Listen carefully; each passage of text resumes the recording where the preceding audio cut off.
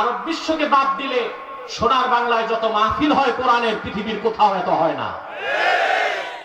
লক্ষ লক্ষ মসজিদে প্রতিদিন 5 বার আজানের ধ্বনি হচ্ছে। মাদ্রাসাগুলোতে ফুলের মতো কোমল সুন্দর বাচ্চাগুলো সকাল বিকাল কোরআনের তেলাওয়াত করছে। গোটা সারা বাংলায় বাংলাদেশের প্রতিটি জনপদে কোরআনের মাহফিলের আওয়াজ হচ্ছে। বাংলাদেশে রহমতের বৃষ্টি বর্ষিত হয়েছে। আল্লাহ পাক করোনার গজব থেকে বাংলাদেশকে রক্ষা করেছে।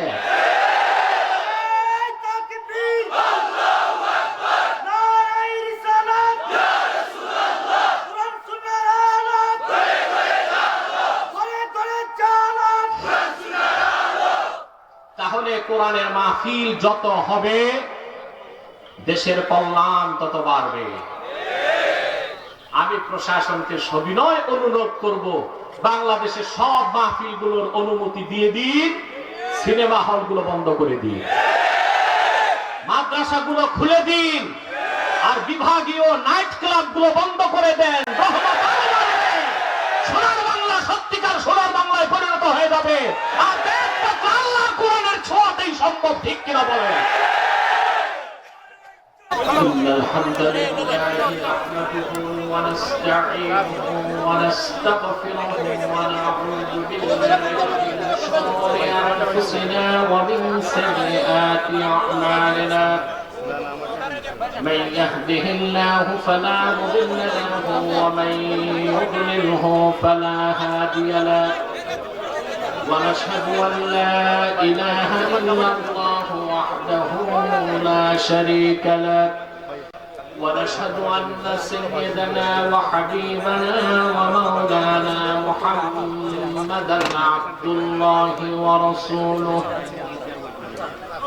صلى الله عليه وعلى آله وصحبه وسلم الذي أكمل الله به قصر النبوة أي ختم الله به النبوة وحكما لا نبي بعده وأعلن في القرآن بالبرهان أن محمدا صلى الله عليه وسلم خاتم النبيين والمرسلين الذي أرسله بالحق بشيرا ونذيرا وداعيا إلى الله بإذنه وسراجا منيرا فقد قال الله تعالى في كلامه المجيد والفرقان الحميد أعوذ بالله من الشيطان الرجيم بسم الله الرحمن الرحيم ألف لام ميم ذلك الكتاب لا ريب فيه هدى للمتقين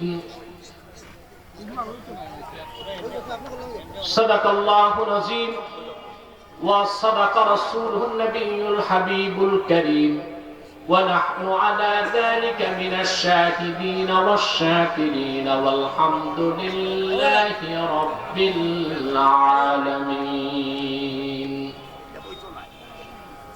إن الله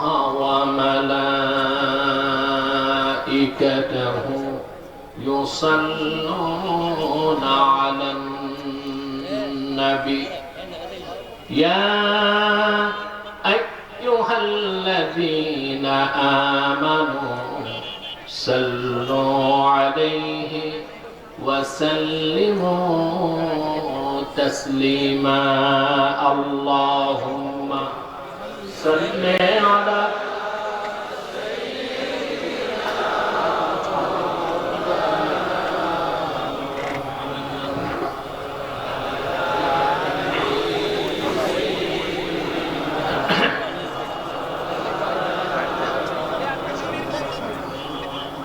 জবান খুলে পড়ুন আল্লাহুম্মা সাল্লি আলা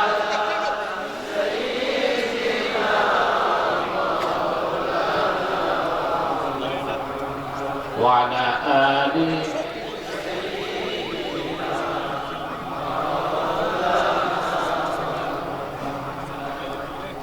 मेरा दिल तड़प रहा है,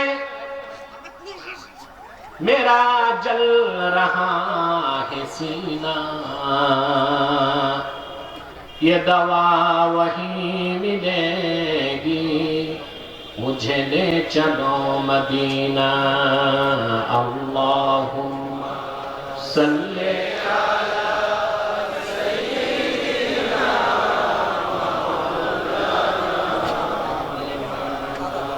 وعلى آله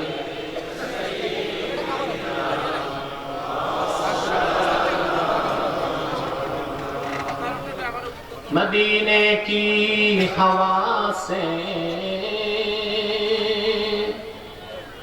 जन्नती बू आती है, खाके पाके मदीना में नूरे जन्नत चमकती है। अल्लाहुम्मा सल्ले अला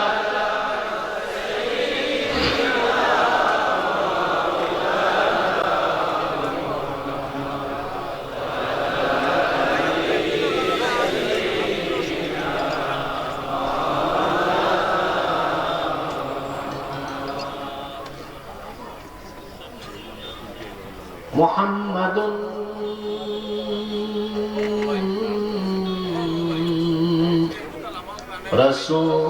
रसूलुल्लाह सल्लल्लाहु अलैहि वसल्लम खतमल्लाहु बिहिन नबुव्वा व हकमन ला नबिय्य बअदहु बलगल उला बिकमालिही हसनत जमीअ खिसालिही सल्लु अलैहि।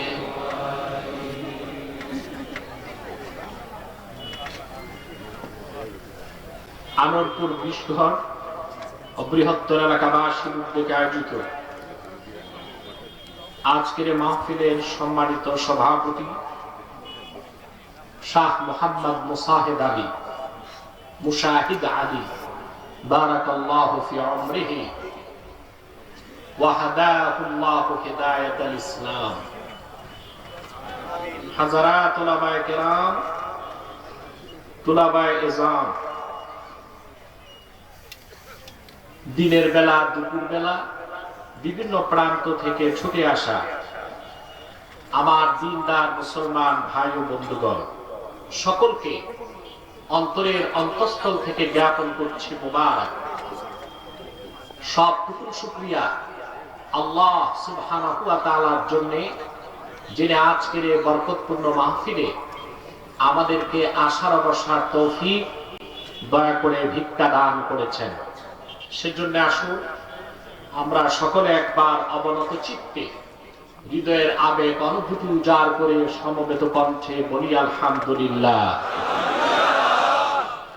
অগণিত অসংখ্য দরুদ ও সালাম আল্লাহর সৃষ্টির প্রধান আকর্ষণ, বিশ্ব সভার সভাপতি, সকল নবী রাসূলগণের মাথার তাজ, শামসুল হিদায়াত, বদরুদ্দুজা, সাইয়্যিদুস সাকালাইন, ইমামুল মুরসালিন, খাতামুন নবিয়্যিন ওয়াল মুরসালিন, আফতাবে নবুওয়াত, শাহানশাহে রিসালাত, সরকারে দো জাহান, সুলতানুল মদিনা, নবিয়ুল আম্বিয়া, হুজুরে আকরাম, নূরে মুজাসসাম, নূরুন আলা নূর, সাইয়্যিদিনা হাবিবিনা শাফিঈনা মাওলানা মুহাম্মদ সাল্লাল্লাহু আলাইহি ওয়াসাল্লামের উপর আল্লাহ জাল্লা যিকরু, যাকে আজ থেকে ১৫০০ বছর আগে প্রেরণ করেছেন, সর্বশ্রেষ্ঠ ও সর্বশেষ নবী ও রাসূল হিসেবে, যার পরে আজ পর্যন্ত পৃথিবীতে অবশ্যই কোন প্রকার নবী কিংবা রাসূল অবশ্যই আসে নাই, অবশ্যই এখনো নাই, অবশ্যই কিয়ামত পর্যন্ত আসবে না। সম্মানিত শুধু আপনারা অনেকক্ষণ যাবত অপেক্ষায় ছিলেন, আমি আপনাদের ক্ষমা সুন্দর দৃষ্টি কামনা করি। আমি একটু আগেই আসতাম, কিন্তু কুয়াশার কারণে লো ভিজিবিলিটিতে আমার আসার কথা ছিল হেলিকপ্টারে, আমি সেটা ক্যান্সেল করেছি। আমি যদি মাহফিলে আসতে পারি, আমি একটু কষ্ট বরদাস্ত করেছি, বাইয়ার এসেছি, সেজন্য আমাকে একটু দেরি হয়েছে। আপনার একটি জিনিস দেখতে পেলেন, যারা নিন্দুক এবং হিংসুক, বিশুদ্ধগারকারী, সমালোচনাকারী, তারা অনেক সময় বলে থাকে হেলিকপ্টার দেখতে, তামাশা দেখতে মানুষ আসে। আজকে তাদের গালে আজকের মাহফিল একটা চপেটা ঘাট। হেলিকপ্টার দেখতে আসে না, আলোচকের চেহারা দেখতে আসে না, মানুষ আসে আল্লাহর কোরআনের আকর্ষণে। ঠিক কিনা বলেন? আমি দেরিতে এসেছি, তারপরও শুধুমাত্র কোরআন কারীমের বরকতে মাহফিলটি দিনের বেলা জনসমুদ্রের রূপ নিয়েছে। আলহামদুলিল্লাহ বলেন। এতে আপনারা খুশি না বেজার? সময় যেহেতু অত্যন্ত সংক্ষিপ্ত, আর আসর নামাজের আগেই আমাদেরকে মুনাজাত করতে হবে। মাইকম্যানকে বলো এক পাশের আওয়াজ আমার কানে লাগতেছে, এটা ঘুরিয়ে সেটিং করে দিই। আজকে আমরা কোরআন কারীম সূরাতুল বাকারা থেকে কয়েকটি আয়াত তেলাওয়াত করেছি।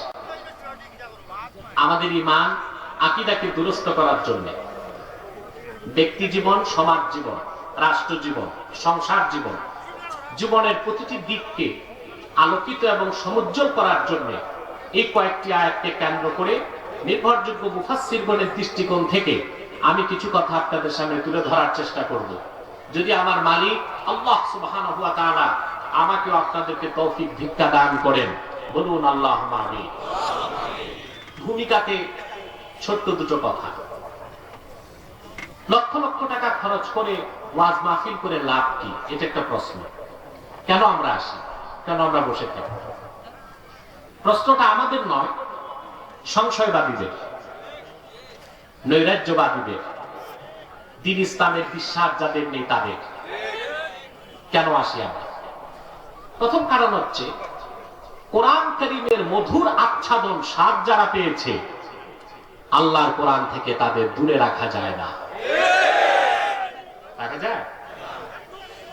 আমরা এসেছি, মাহফিলের উদ্দেশ্য হলো ঈমানকে বৃদ্ধি করা, আকীদাকে দুরস্ত করা, কোরআন সুন্নাহ মোতাবেক জীবন চলার ক্ষেত্রে দিক নির্দেশনা গ্রহণ করা। এটা একটি লাভ। দ্বিতীয় ফায়দা, আপনারা এখানে এসেছেন, মাহফিল যত বেশি হবে ব্যক্তির কল্যাণ হবে, রাষ্ট্রের উন্নতি হবে। বলবেন সেটা কিভাবে? মাহফিলের সাথে রাষ্ট্রের কি সম্পর্ক? প্রশ্ন আসে না? কথা বলেন, আমি তার ব্যাখ্যা দিচ্ছি। ব্যক্তির কল্যাণ হলো, আপনারা এসেছেন, হেঁটে এসেছেন, আল্লাহ পাক প্রতি কদমে 10টি নেকি আপনাদের দান করেছে। একটু বড় গলায় বলেন সুবহানাল্লাহ। খুশি হয়ে থাকলে বলেন আলহামদুলিল্লাহ। বসে আছেন, প্রতি শ্বাসে 10টি নেকি হচ্ছে। মুনাজাত করে বাড়ি যাবেন, শিশুর মতো নিষ্পাপ হয়ে ঘরে ঢুকবেন। বিশ্বাস হয়? এটা আমার কথা না, সহিহ হাদিস। আল্লাহর হাবিবের সাথ করেছেন, মুমিন যখন ইলমে দ্বীন শিখার জন্য ঘর থেকে বের হয়ে যায়, ওয়ায়াস্তাগফিরু লাহু মান ফিস সামাওয়াতি ওয়াল আরদ হাত্তা আল হিতান ফিল মা। আকাশে জমিনে আল্লাহর যত সৃষ্টি আছে, এমনকি নদী আর সমুদ্রের অগণিত মাছ, আমার উম্মতের জন্য আল্লাহ রাব্বুল আলামিনের কাছে গুনাহ মাফের দোয়া করতে থাকে।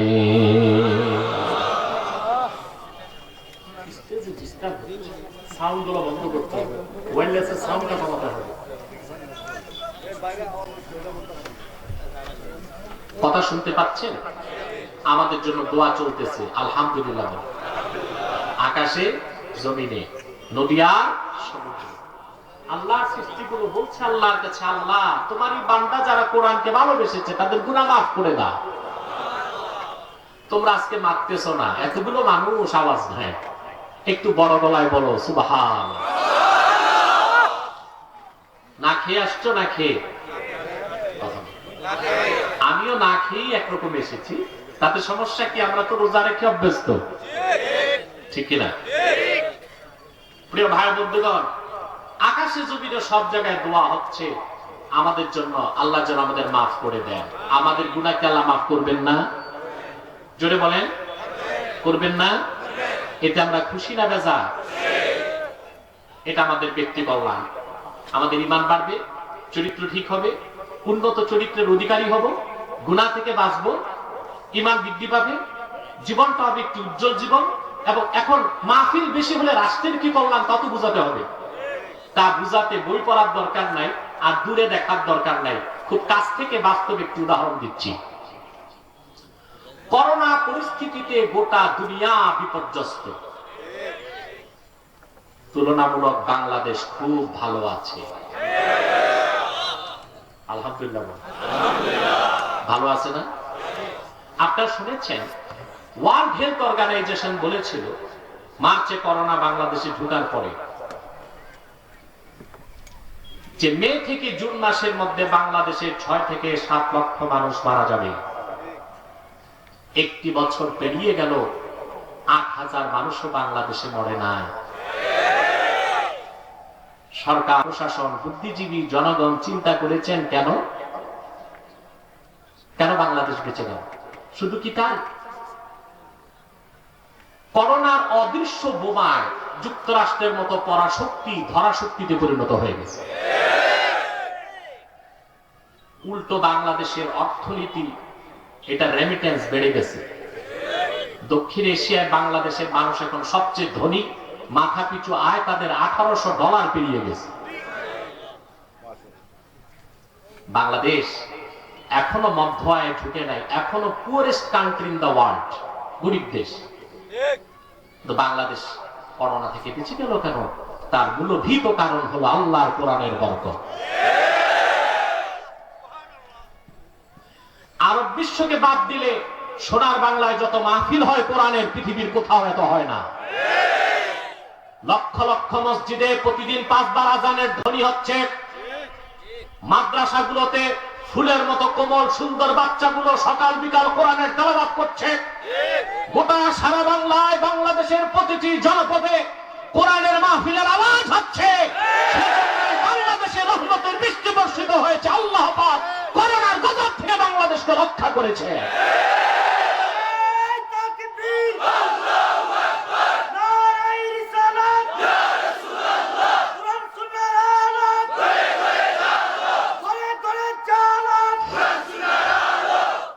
তাহলে কোরআনের মাহফিল যত হবে, দেশের কল্যাণ তত বাড়বে। আমি প্রশাসনকে সবিনয় অনুরোধ করব, বাংলাদেশের সব মাহফিলগুলোর অনুমতি দিয়ে দিন, সিনেমা হলগুলো বন্ধ করে দিন, মাদ্রাসাগুলো খুলে দিন, আর বিভাগীয় নাইট ক্লাবগুলো বন্ধ করে দেন। সোনার বাংলা সত্যিকার সোনার বাংলায় পরিণত হয়ে যাবে। আর আল্লাহ কোরআনের ছোঁয়াতেই সম্ভব, ঠিক কিনা বলেন?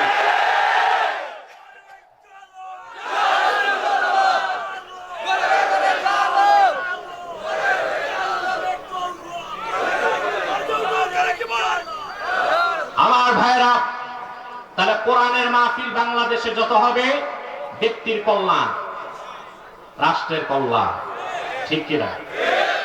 আমি বিভাগীয় কমিশনার, পুলিশ সুপার, জেলা প্রশাসক, আমাদের মুশাহিদ সাহেব সহ বিশ্বনাথ থানা কর্তৃপক্ষকে ধন্যবাদ জ্ঞাপন করছি।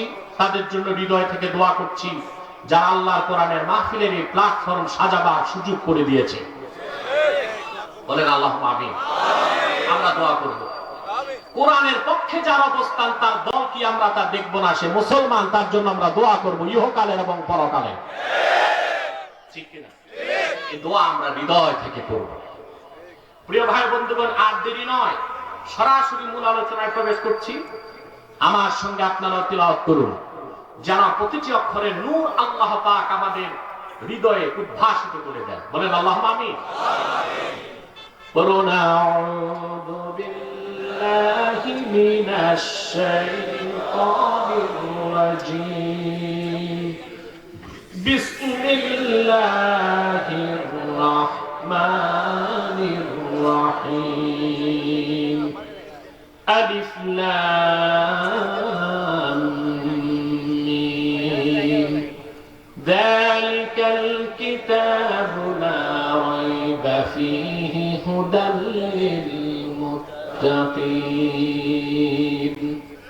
সাদাকাল্লাহুল আযীম। বলুন সাদাকাল্লাহুল আযীম। ওয়া সাদাকা রাসূলুহুন নবিয়্যুল হাবিবুল কারীম। ওয়া নাহনু আলা যালিকা মিনাশ শাহিদিন ওয়াশ শাকিরিন ওয়াল হামদু লিল্লাহি রাব্বিল আলামিন। সূরাতুল বাকারার শুরুতেই আল্লাহ পাক কয়েকটি অক্ষর নাযিল করলেন, আলিফ লাম মিম, তিনটি অক্ষর। তাফসীরের ভাষায় বলা হয় হুরুফুল মুকাত্তাআত। এই অক্ষরগুলোর অর্থ কি, ব্যাখ্যা কি আমাদের জানা সম্ভব না। চরম রহস্যময় অক্ষরমালা, সুবহানাল্লাহ। সব মুফাসসির হুরুফে মুকাত্তাতের ব্যাখ্যায় ব্যাপক আলোচনার পর চূড়ান্ত মত ব্যক্ত করেছেন। আল্লাহু আ'লামু বিমুরাদিহি বিযালিক। এগুলো সঠিক অর্থ ব্যাখ্যা আল্লাহ তাআলাই ভালো জানেন। তবে আমার একটি মত আছে, আল্লাহ তো অবশ্যই জানেন, আল্লাহ রাসূলও জানতেন। ঠিক আছে? যদি বলা হয় না রাসূলুল্লাহ জানতেন না, তাহলে তো বলতে হবে অক্ষরগুলো অনর্থক নাজিল হয়েছে। কোরআনে অনর্থক একটি অক্ষরও কি নাজিল হয়েছে? কারণ কোরআনের শুরু থেকে শেষ প্রতিটি বাক্যের, প্রতিটি শব্দের, প্রতিটি অক্ষরের ব্যাখ্যা আল্লাহ পাক তার রাসূলকে করে দিয়েছে।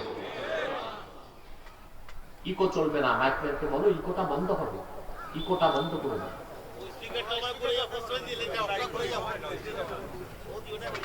না দেয়ালে যদি বাড়ি খায়, আমার তো কানে লাগতেছে। ইকো বন্ধ, সাউন্ড বাড়বে, স্টেজে সাউন্ড বাড়বে। আমার দিকে তাকান। কোরআন কারীমের কোন বাক্যের শব্দের এমন অক্ষর আছে যা আল্লাহ তার রাসূলকে বুঝান নাই? থাকতে পারে? একটু জোরে মাতো না ভাই। আল্লাহ কোরআনে বলেছেন, লা তুহাররিক বিহি লিসানাকা লিতা'জালা বিহি ইন্না আলাইনা জামআহু ওয়া কুরআনাহ। মুহাম্মদ সাল্লাল্লাহু আলাইহি ওয়াসাল্লাম পবিত্র কোরআনকে আত্মস্থ করার জন্য দ্রুত আপনার জিহ্বা মুবারক সঞ্চালন করবেন না, তার দরকার নাই। বরং আপনি কোরআন যখন নাজিল হবে শুধু শুনবেন। আপনার সিনায় কোরআনকে জমা করে দেবার দায়িত্ব আমি আল্লাহ। ফাইদা ক্বরানাহু ফাত্তাবি কুরআনা। আমি যখন কোরআন নাজিল করব আপনি শুধু শুনেন। সুম্মা ইন্না আলাইনা বায়ানা। কোরআন আপনার সিনায় জমা করার দায়িত্ব আমি আল্লাহ। কোরআনকে আপনার কাছে ব্যাখ্যা করে বুঝায় দেওয়ার দায়িত্ব আমি আল্লাহ। তাহলে কোরআনের শুরু থেকে শেষ পর্যন্ত এমন কোন বাক্যের, এমন কোন শব্দের অক্ষর নাই যেটার অর্থ রাসূলুল্লাহ নিজে জানতেন না। ঠিক কিনা বলে? তাহলে আলিফ লাম মিম এই অক্ষরগুলো, হুরুফে মুকাত্তাত গুলোর অর্থ আল্লাহ জানেন, আর আল্লাহ আপন রাসূলকে জানিয়ে দিয়েছিলেন। কথাটা বুঝতে পেরেছেন? তারপর আল্লাহ পাক বলেন, যালিকাল কিতাব লা রাইবা ফি। এ হলো মহাগ্রন্থ কিতাব কোরআন, এর মধ্যে কোনো সন্দেহ নাই, কোনো সংশয় নাই। বলেন সুবহানাল্লাহ। কোরআন কারীমের শুরুতেই আল্লাহ পাক বিশ্ববাসীকে স্যাটিসফাইড করে দিলেন। কোরআনের শুরু থেকে শেষ পর্যন্ত প্রতিটি বাক্যের, প্রতিটি শব্দের, প্রতিটি অক্ষর মহাসত্যের সর্বোচ্চ মানদণ্ডে উত্তীর্ণ, যেখানে কোনো সন্দেহ নাই, সংশয় নাই, সন্দেহের কোনো অবকাশ নাই। আওয়াজ করে বলেন সুবহানাল্লাহ। কে বলেছেন? কোরআনে যে সন্দেহ নাই। আল্লাহর এই কথার চ্যালেঞ্জের মোকাবেলায় কোন শক্তি পৃথিবীতে দাঁড়াতে পেরেছে? সেকালে, একালে, পারবে কোন কালে? সুবহানাল্লাহ বলবেন। প্রতিটি জিনিস যাচাই করার, বাছাই করার একটা মানদণ্ড থাকে। কি থাকে? আমার কথা বুঝতেছেন? কানে ঢুকতেছে? একটু কথাও বলেন।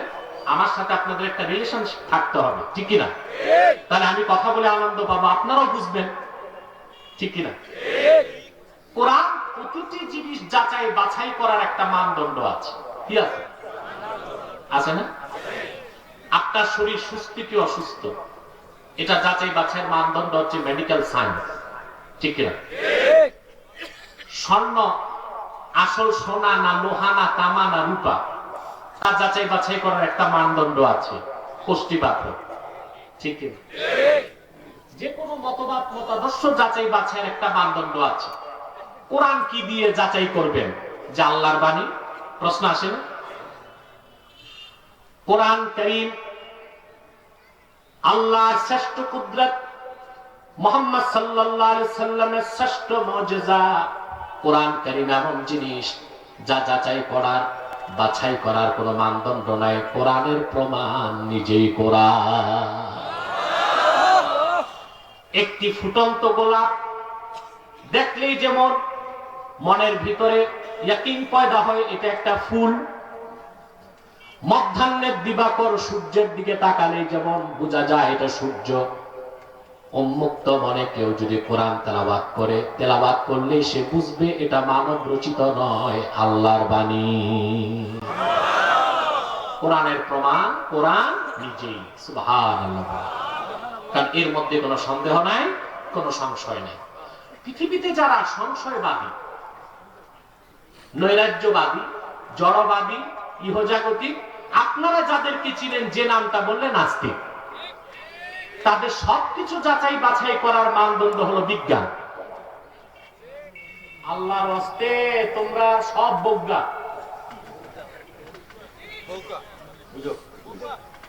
বুঝাও বলা যায়। প্রিয় ভাই বন্ধুগণ, সংশয়বাদী যারা, ইহজাগতিক, জড়বাদী আছে না, তাদের আরেকটা নাম হচ্ছে ন্যাচারালিস্ট, প্রকৃতিবাদী। ওনারা মনে করে সবকিছু ন্যাচারাল সিলেকশন, প্রাকৃতিক নির্বাচন। নওয়াজুবিল্লাহ বলে। তারা বিজ্ঞান পূজারী, সবকিছুতে বিজ্ঞানকে প্রাধান্য দেয়। আর আমি বলে যাচ্ছি, আমি বলে থাকি, বিজ্ঞানের 70% হচ্ছে রূপকথা। কেমন রূপকথা? যেমন কসমোলজি বিজ্ঞানের একটা শাখা আছে, সৃষ্টিতত্ত্ব। তার একটা গল্প তৈরি করছে চমৎকার, যে আজ থেকে 450 কোটি বছর আগে, তার মানে 4.5 বিলিয়ন বছর আগে পৃথিবীতে ছিল পানি। পানির আগে আরেকটা কাহিনী আছে, ওইটা আর বলতেছি না, আমি দ্বিতীয় কাহিনী বলি বিজ্ঞানের। কি ছিল? কত বছর আগে? 450 কোটি বছর আগে, 4.5 বিলিয়ন ইয়ার্স এগো। 450 কোটি বছর আগে ছিল পানিটা, দেখছে কি? বেশ ভালো কথা। তারপর কি হলো? তারপর কোটি কোটি বছর পরে সমুদ্রের পাথরের মধ্যে সালোক সংশ্লেষণের মাধ্যমে সূর্যের তাপে কিছু উদ্ভিদ জাতীয় জীব জন্ম নিল। ধীরে ধীরে তা পরিণত হলো এককোষী জীব অ্যামিবাতে। অ্যামিবা ফিউশন এর মাধ্যমে প্রাণীতে রূপ নিতে নিতে এটা হলো একটা জলজ প্রাণী। তারপর বিবর্তনবাদ, যেটা ডারউইনের গাঁজাখুরি মতবাদ, সেটা এক সময় হয়ে গেল ব্যাঙ। ব্যাঙ ধীরে ধীরে বিবর্তনে হয়ে গেল বানর। তারপর বানরের এখন থেকে 27 কোটি বছর আগে, বানরের বয়স যখন 2 কোটি বছর, তখন বানর লেজ পড়ে গেল, সোজা দাঁড়ায় গেল, হয়ে গেছে মানুষ। এটা দ্য থিওরি অফ এভোলিউশন বিবর্তনবাদে চার্লস ডারউইন বলেছে। আহা, এই মতবাদ লেখার সময় যে ডারউইন সাহেব কয় পোটলা মেয়াদ উত্তীর্ণ গাঁজা খাইছে, এটা হিসাব আমার কাছে না। এটা মেয়াদের গাঁজা খাইলেও মানুষ এত পাগল হয় না। ওই শুনতেন না বাল্যকালে নানি দাদিরা ঠাকুরমার ঝুলি গল্প শোনাইতো নাতিকে? রূপকথা। কি? এক দেশে ছিল এক রানী, রানীর ছিল এক ঘোড়া, ঘোড়ার ছিল 8 পা, 6টা লেজ, 3টা মাথা, 4টা পাখা। এই শুনতে শুনতে নাতি কখন ঘুমিয়ে যেত, যাকে আমরা বলি আষাঢ়ে গল্প। বিজ্ঞানের 70% রূপকথা, কাল্পনিক, আষাঢ়ে গল্প। 20% হচ্ছে থিসিস বা অ্যান্টিথিসিস, ধারণা। 10% হচ্ছে প্রমাণিত। সে 10% সত্য বিজ্ঞান দিয়ে 100% মহাসত্য কোরআনকে জাস্টিফাই করা যাবে না। কোরআন দিয়ে বিজ্ঞানকে জাস্টিফাই করতে হবে, ঠিক কিনা বলেন? মহাসত্যের সর্বোচ্চ মানদণ্ডে উত্তীর্ণ একমাত্র মহাসত্যের মাপকাঠি, মহাসত্যের সর্বোচ্চ মানদণ্ডে উত্তীর্ণ আল্লাহ 30 পারা কোরআন। সুবহানাল্লাহি বিহামদিহি সুবহানাল্লাহিল আযীম। আমি আগেই বলেছি, একটা ফুল দেখলে যেমন বোঝা যায় এটা কি, জোরে মাতো না ভাই, সূর্য দেখলে বোঝা যায়। এই কোরআন খুললেই কোরআন বলে দেয় আমি আল্লাহর বাণী। আসেন এটার প্রমাণ নেন। আল্লাহর হাবিবের শ্রেষ্ঠ মুজিজা কোরআনুল কারীম যখন নাজিল হয়ে গেল, আমার নূর নবী মুহাম্মদ সাল্লাল্লাহু আলাইহি ওয়াসাল্লাম কোরআন যখন তিলাওয়াত করতে লাগলেন, কাফের মুশরিক, মক্কার কাফের মুশরিক যারা রাসূলুল্লাহর নূরময় জবান থেকে কোরআনের মধুর বাণী শুনতে লাগলো, তাদের প্রত্যেকের হৃদয় বিগলিত হতে লাগলো, কোরআনের প্রতি তারা দুর্বল হতে লাগলেন। আসাহুস সিয়ার, সিরাতের কিতাবে হযরত আব্দুর রব দানাপুরী রাহমাতুল্লাহ লিখেছেন, মক্কার কুরাইশ নেতা Abu Jahl, Utba, Shaiba, Mughira, Abul Bakhtari, Abu Sufyan, আপনারা অবাক হবেন, কুরাইশদের নেতৃত্ব দিত 7 জন নেতা, 7 জন বুদ্ধিজীবী, 7 জন থিঙ্ক ট্যাঙ্ক বা পলিসি মেকার। কয়জন থিঙ্ক ট্যাঙ্ক ছিল তাদের? কয়জন? 7 জন পলিসি মেকার, বুদ্ধিজীবী বলতে পারেন। আমাদের দেশও আছে,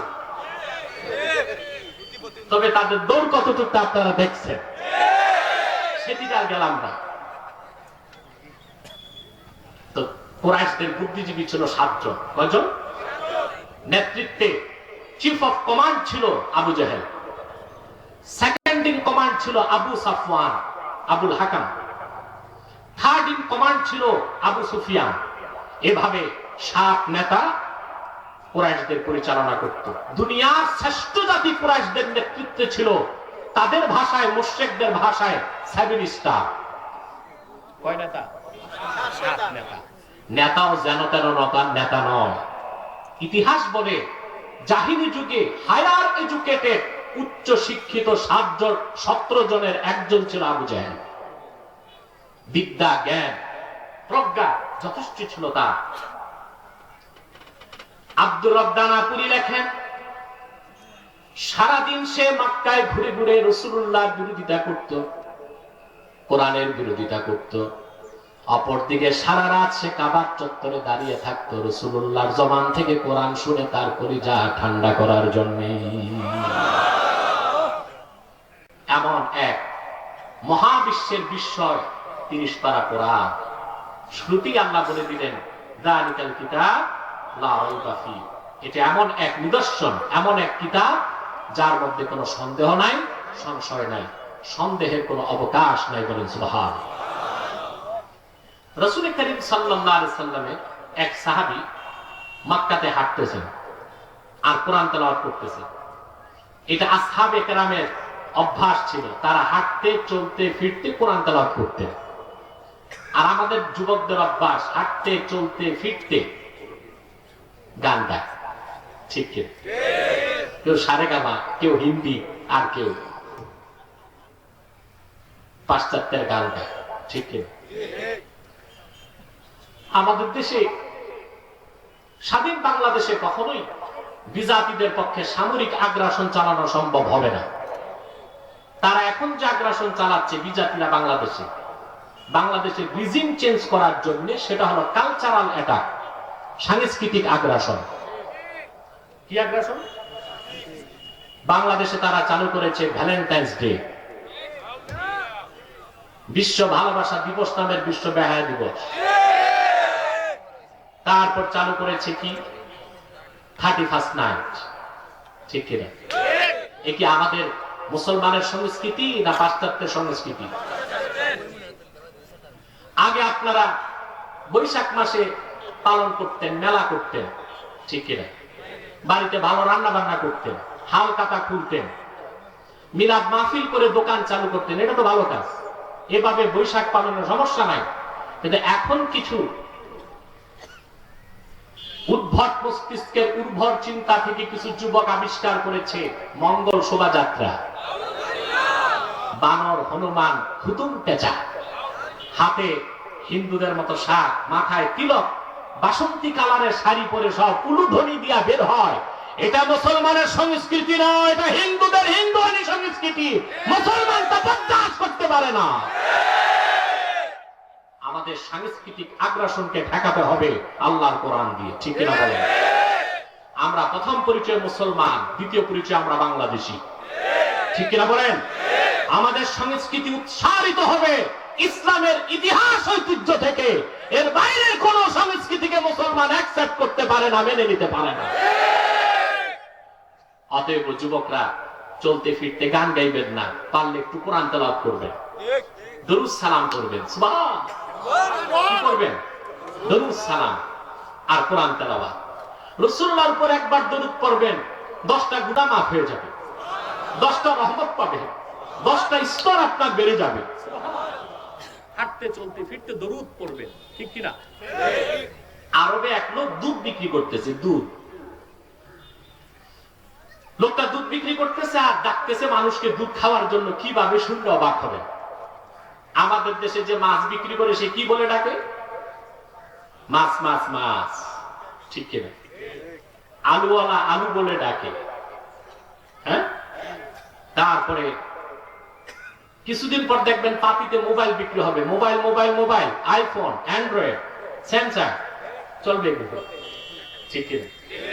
যে যেটা বিক্রি করে সেটাই বলে ডাকে। আরবের সেই লোক পরহেজগার, সুবহানাল্লাহ। আমাদের অনুসরণ করতে হবে আরববাসীদের। তিনি দুধের গাড়ি ঠেলতেছেন আর লোককে ডাকতেছেন, ইশরাবুল হালিব, সাল্লু আলাল হাবিব।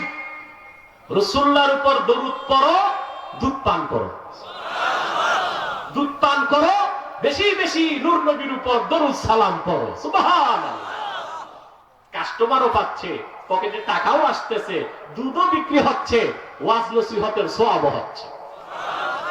আমরা একটু লাইফ স্টাইলটা চেঞ্জ করলেই তো দো জাহানে কামিয়াব হতে পারে, ঠিক কি? লোকটা ডাকতে পারতো কি বলে বলেন না? এটা এই যে দুধ দুধ দুধ বললে ওর বেচা কেনা হতো, সওয়াব হইতো। সে কি করলো? সে বলতে লাগলো, ইশরাবুল হালিব, সাল্লু আলাল হাবিব। দুধ পান করো, রাসূলুল্লাহর উপর দরুদ সালাম পড়ো। সুবহানাল্লাহ। আমাদের সংস্কৃতি, অভ্যাস, লাইফস্টাইলকে, কালচারকে চেঞ্জ করতে হবে। কথা বুঝতে পেরেছেন? আপনি অবাক হবেন, আজকে দৈনন্দিন জীবনের উন্নতি, অগ্রগতি, সুস্বাস্থ্যের জন্য বিজাতিরা কোরআন সুন্নাহর লাইফস্টাইলকে গ্রহণ করছে। চায়না ফুজিয়ানা এগ্রিকালচার এন্ড ফরেস্ট্রি ইউনিভার্সিটির গবেষক চাইনিজদের জীবন যাত্রা কি রকম, তারা এত সুস্থ কেন? আমাদের দেশের মানুষ 50 বছর বয়স হলে লাঠি হাতে নেয়, চায়নাতে 70 বছর বয়সে ওরা দৌড়ায়। স্বাস্থ্য এত ভালো কেন? অবাক হয়ে যাবেন। আমি সেই থিসিস পড়ে দেখলাম গবেষকের, তারা পরকালীন মুক্তির জন্য ইসলামকে গ্রহণ করে নাই, ইহজাগতিক কল্যাণ, নেতৃত্ব, কর্তৃত্ব, দুনিয়ার সমৃদ্ধির জন্য হাদিসকে মানতেছে। তাদের প্রথম দিনের শুরু হয় যেটা আর্লি টু রাইজ, ফজরের সময় তারা ঘুম থেকে উঠে। আর বাংলাদেশে 80% মুসলমান সকাল 10টায় ঘুম থেকে উঠে, সারা রাত টেলিভিশন দেখে, মোবাইল দেখে, ঠিক কি? আর ওরা বেদিন ঘুম থেকে উঠে কখন? সূর্য ওঠার আগে। অবাক হবেন, চায়নাতে স্কুলগুলো চালু হয়ে যায় সকাল 7টায়, আর বিশ্ববিদ্যালয়গুলো চালু হয় সকাল 8টায়। সে দেশে যত বড় সরকারি কর্মকর্তা সকাল 8টায় তার অফিসে থাকতে হবে। আমাদের দেশের অফিসাররা সকাল 10টায় ঘুম থেকে উঠে সকাল 11টায় প্রাতরাশ করে রেডি হয়ে অফিস যেতে যেতে দিনের অর্ধেক গেছে। সকাল 8টায় তাদের অফিস, আদালত, ভার্সিটি চালু হয়ে যায়। দুপুর 12:30টায় সব বন্ধ, স্কুল, কলেজ, অফিস, আদালত, দপ্তর বন্ধ। 12:30 থেকে 12টা থেকে 12:30 তারা ভাত খায়, আর 12:30 থেকে 2টা পর্যন্ত সব অফিস, আদালত, স্কুল, কলেজে পর্দা টাঙ্গিয়ে 1.5 ঘন্টা ঘুমায়। এই যে দুপুরে খাওয়ার পর ঘুমানো, এইটাকে বলা হয় কাইলুলা। সুবহানাল্লাহ। রাসূলুল্লাহ সাল্লাল্লাহু আলাইহি ওয়াসাল্লাম বলেছেন, আমার যে উম্মত কাইলুলা করলো না সে শয়তান। এই হুকুমটা আমরা মানতে পারি না, কিন্তু তারা মানতেছে। 1.5 ঘন্টা তারা ঘুমাবে, তারপরে 2টা বাজে উঠে তারা তাদের কাজ শুরু করবে। বিকাল 5টায় সব কাজ শেষ। বাড়িতে যে 6টা থেকে রাত 7:30টার মধ্যে তারা রাতের খাবার খেয়ে ফেলে। হাদিসে এসেছে সুন্নাত হলো এশার নামাজের আগেই খানা খেয়ে ফেলা। এশার নামাজের পর কথাও বলা ঠিক না, কাজও ঠিক না, ঘুমায় যেতে হবে। আজ শুধু জীবনযাত্রার ক্ষেত্রে সুবহানাল্লাহ হাদিসের সংস্কৃতিকে গ্রহণ করে চাইনিজরা দুনিয়ার কর্তৃত্ব নেতৃত্বে প্রথম সারিতে চলে গেছে। আর আমরা না পরকালের মুক্তির জন্য কোরআন হাদিস মানতেছি, না ইহকালের জন্য, ঠিক কিনা? অতএব আমাদেরকে ইসলাম নিঃসারিত সংস্কৃতি গ্রহণ করতে হবে। সাহাবী হাঁটতেছেন, কোরআন তেলাওয়াত করতেছেন, 2টা আয়াত মনে পড়ছে? কথা বলেন।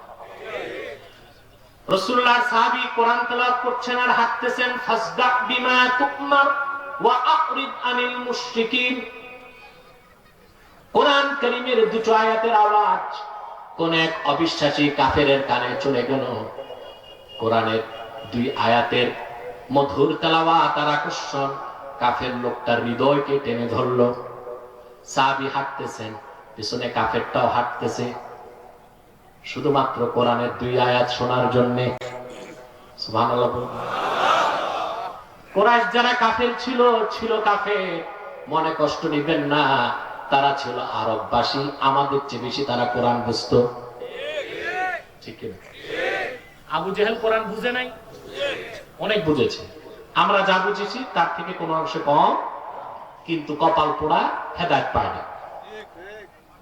সাহাবী তেলাওয়াত করতে করতে কাবার চত্বরে চলে আসলেন, পিছনে কাফেরটাও আসলেন। কিতাবুশ শিফা বিতারিফি হুকুকিল মুস্তাফা কিতাবে কাজী আয়াজ লেখেন, সেই কাফের লোকটি কাবার চত্বরে এসে সাজদায় চলে গেল।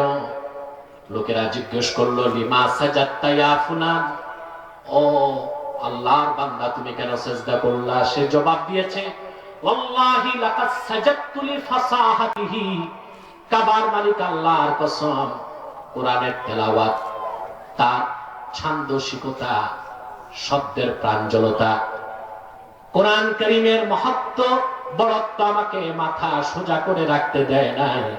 আল্লাহর কোরআনের সামনে সেজন্য আমি সাজদায় পড়ে গিয়েছি।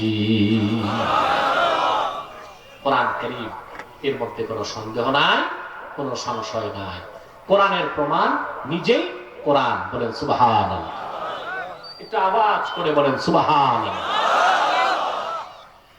ইসলামের প্রাথমিক অবস্থায় মক্কাতে হজের সময় বাহির থেকে লোক আসতো।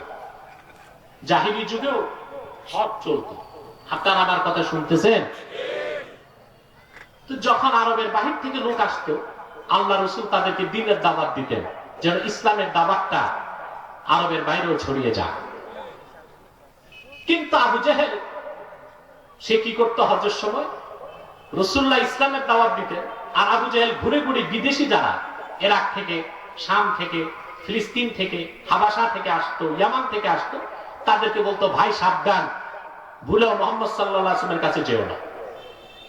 লোকজন বলতো, কেন? শুনেছি উনি খুব ভালো মানুষ, আল্লাহর আকাশের নিচে ওনার চেয়ে ভালো মানুষ নেই, ওনার কাছে যেতে নিষেধ করো কেন? বলে, শোনো, উনি এমন কিছু কথা শোনাবেন তাতে বাপ-দাদার ধর্ম তুমি ঠিক রাখতে পারবা। বলে, কেন? কি শোনান? বলে, যা শোনান তা আমাদেরও শুনতে ভালো লাগে। কোথায় পান? বলে, ওনার কাছে জিন আসে।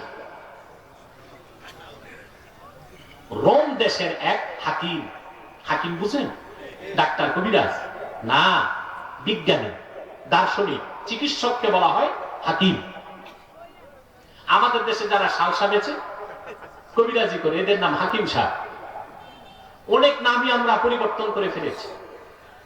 ম্যারেজ রেজিস্ট্রার যে বগলে খাতা নিয়ে দৌড়ায়, এর নাম দিয়েছি কাজী সাহেব। এ যদি কাজী হয় তো ইসলামী আদালতের জাস্টিসকে কি বলবেন? কথা বলুন। কোরআনের আইন দিয়ে যে আদালত চলে সেখানে যিনি জাস্টিস হন তার নাম কাজী। আমাদের দেশে যারা কাপড় সেলাই করে এদের নাম দিয়েছে খলিফা। না, এ লোকটা টেইলার। খলিফাকে ইসলামী স্টেটের চিফ এক্সিকিউটিভ যিনি প্রধান নির্বাহী তার নাম হবে খলিফা। কুখ্যাত ইংরেজ জাতি আমাদের অভিজাত শব্দগুলোকে অপমান করার জন্য এই কুকর্মটা করে গেছে। আমরা তা পরিবর্তন করবো এখন থেকে। টেইলারকে খলিফা বলবো না, ম্যারেজ রেজিস্ট্রারকে কাজী সাহেব বলবো না। মনে থাকবে? কথা বলেন। এগুলো সংশোধন করতে হবে, আমাদেরকে করতে হবে। আমরা করলে সবাই মেনে নিবে, ঠিক কিনা? আমার প্রিয় ভাই বন্ধুগণ, রোম দেশের হাকিম বলল, আমাকে তাইলে একটু মোহাম্মদ সাল্লাল্লাহু আলাইহি ওয়াসাল্লামের কাছে নিয়ে যাও, আমি চিকিৎসা করব, জিন আর আসবে না। চলো। আসছে আল্লাহ রাসূলের কাছে। সুবহানাল্লাহ। আমার নূর নবী নিজেই ছিলেন মুজিজা। অন্য নবীরা মুজিজা দেখাতেন, রাসূলুল্লাহর চেহারা ছিল মুজিজা, দাঁত ছিল মুজিজা, চুল ছিল মুজিজা। সুবহানাল্লাহ। সেজন্যই তো কোরআনে আল্লাহ পাক তার হাবিবের চেহারার কসম করেছেন, ওয়াদ-দুহা। সুবহানাল্লাহ বলবেন? সুবহানাল্লাহ। রাসূলুল্লাহর চেহারা কত সুন্দর ছিল। অনেক কাফের মুশরিক রাসূলুল্লাহর চেহারা দেখে মুসলমান হয়ে গেছে।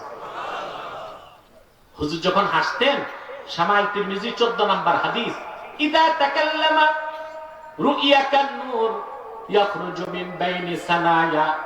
রাসূলুল্লাহ যখন কথা বলতেন বেহেশতের হাসি আসতেন, যখন বেহেশতের হাসি আসতেন দুই দাঁতের মাঝখান থেকে নূর বের হয়ে যেত। আরেকটু জোরে সুবহানাল্লাহ বলবেন। সহিহ বুখারী 2য় খণ্ড 910 পৃষ্ঠার হাদিস।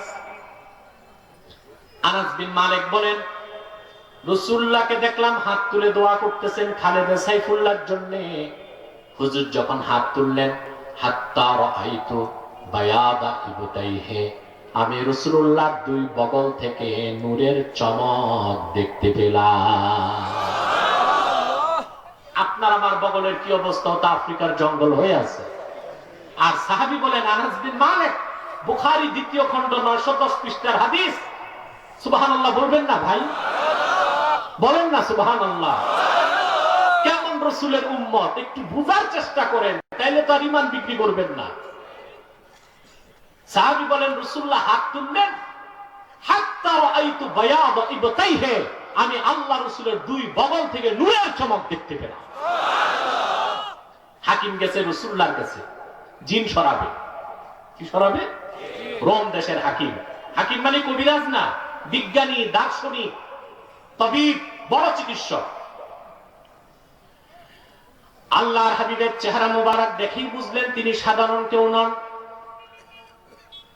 আল্লাহর হাবিবের কাছে যে বললেন, ইয়া রাসূলুল্লাহ, ইয়া হাবিবাল্লাহ, মানব জাতিকে আপনি কিসের দাওয়াত দেন? আল্লাহ রাসূল ছোট্ট একটা খুতবা পড়ে কোরআনের আয়াত তেলাওয়াত করলেন সূরা আহজাব থেকে, ইয়া আইয়ুহান নাবিয়্যু ইন্না আরসালনাকা শাহিদান ওয়া মুবাশশিরান ওয়া নাযীরা ওয়া দাঈয়ান ইলাল্লাহি বিইذনিহি ওয়া সিরাজাম মুনীরা। রাসূলুল্লাহ নূরময় জামান থেকে কোরআন কারীমের এতটুক শোনার সঙ্গে সঙ্গে সেই রোম দেশের দার্শনিক বিজ্ঞানীর মাথাটা নত হয়ে গেল। সে বলল, মুহাম্মদ সাল্লাল্লাহু আলাইহি ওয়াসাল্লাম, আমার প্রাণ ঠান্ডা হয়ে গেছে, মন তো ভরে নেই, আরেকবার শোনা। আল্লাহু আকবার। আল্লাহর হাবিব আরেকবার শোনালেন। রোম দেশের চিকিৎসক বলল, ইয়া রাসূলুল্লাহ, আমার প্রাণটা জুড়ায় নাই, আরেকবার শোনায় দেন। রাসূলুল্লাহ 3 বার শোনালেন। এবার সে আর দেরি করলো না, রাসূলুল্লাহকে বলল, হাতি ইয়াদাক উবাইমুকা ইয়া রাসূলুল্লাহ। হুজুর, আপনার নুরানি হাত বাড়িয়ে দিন, আমি আর দেরি করতে চাই না। আপনার হাতে হাত রেখে এখনই আমি শাহাদা পড়ে মুসলমান হয়ে যাব। আবু জেহেলের মাথায় তো আকাশ ভেঙে পড়ছে। আল্লাহ চিকিৎসা করতে আর মুহাম্মদ সাল্লাল্লাহু আলাইহি ওয়াসাল্লাম তার চিকিৎসা করে দিলেন। আবু জেহেল বলতে লাগলো, আচ্ছা ভাই, তুমি তো জ্ঞানীগুণী মানুষ, রোম দেশের বড় দার্শনিক, বিজ্ঞানী, জ্ঞানী, মুহাম্মদ সাল্লাল্লাহু আলাইহি ওয়াসাল্লাম কোরআন যে পড়লেন তুমি কি পাইছো? কেন মুসলমান হয়ে গেছে? সেই হাকিম জবাব দিল, শোনো আবু জেহেল, ওয়াল্লাহি লাকাদ সামি'তু কাওলাল কাহানা ওয়া কাদ সামি'তু কাওলাশ শুআরা। কাবার মালিক আল্লাহর কসম রে আবু জেহেল, জীবনে বহু গণকের কথা শুনেছি, বড় বড় কবিদের কবিতা পড়েছি, দার্শনিকদের প্রজ্ঞাপূর্ণ ভাষণ শুনেছি। কোরআন যে শুনলাম তা গণকের কথা নয়, কবির কথা নয়, মানুষের রচনা নয়। যখন কোরআন শুনছিলাম মনে হলো মুহাম্মদ সাল্লাল্লাহু আলাইহি সাল্লাম মহাসমুদ্রের অতল তলদেশ থেকে মূল্যবান মণি মুক্তা আমার কানে ঢেলে দিচ্ছে।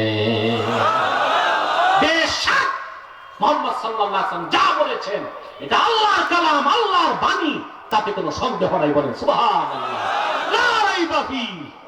এই কিতাবের শুরু থেকে শেষ পর্যন্ত কোন একটি বাক্যের, একটি শব্দের, একটি অক্ষরে কোনো সন্দেহ নাই। মহাসত্যের সর্বোচ্চ মানদণ্ডে উত্তীর্ণ 30 পারা কোরআন।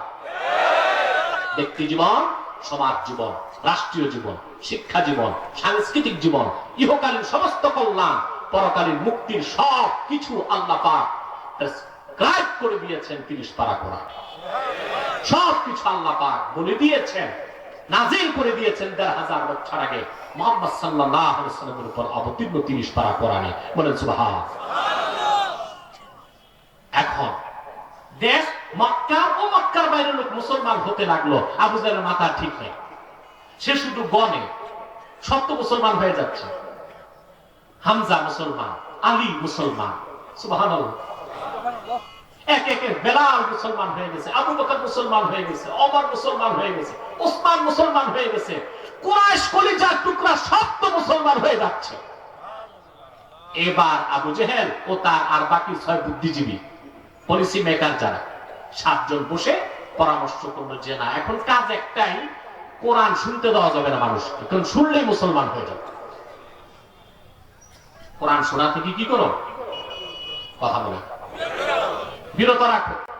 সে চক্রান্ত নতুন রূপে এখন আত্মপ্রকাশ করতে যাচ্ছে।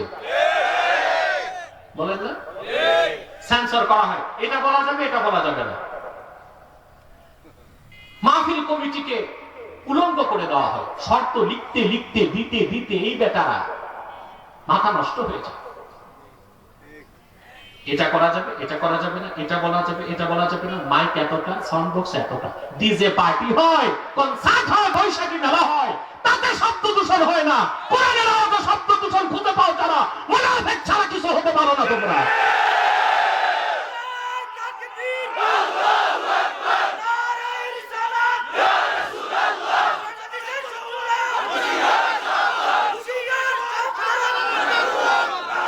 মনে রাখো মুসলমান, 360 আউলিয়ার পদধন্য বাংলাদেশে দল যেটাই হোক, কি আওয়ামী লীগ, কি বিএনপি, কি জাতীয় পার্টি, প্রতিটি মুসলমান তার জীবন থেকে কোরআনকে বেশি ভালোবাসে, ইসলামকে ভালোবাসে। সেজন্য আমি বজ্রের সবটুকু আওয়াজকে কেড়ে উদাত্ত কণ্ঠে বলছি বাম রাম নাস্তিকদেরকে, আগামীর বাংলাদেশ কোরআনের বাংলাদেশ, আগামীর বাংলাদেশ ইসলামের বাংলাদেশ, আগামীর বাংলাদেশ আলেম ওলামার নেতৃত্বের বাংলাদেশ হবেই হবে ইনশাআল্লাহ, তাতে সন্দেহ না।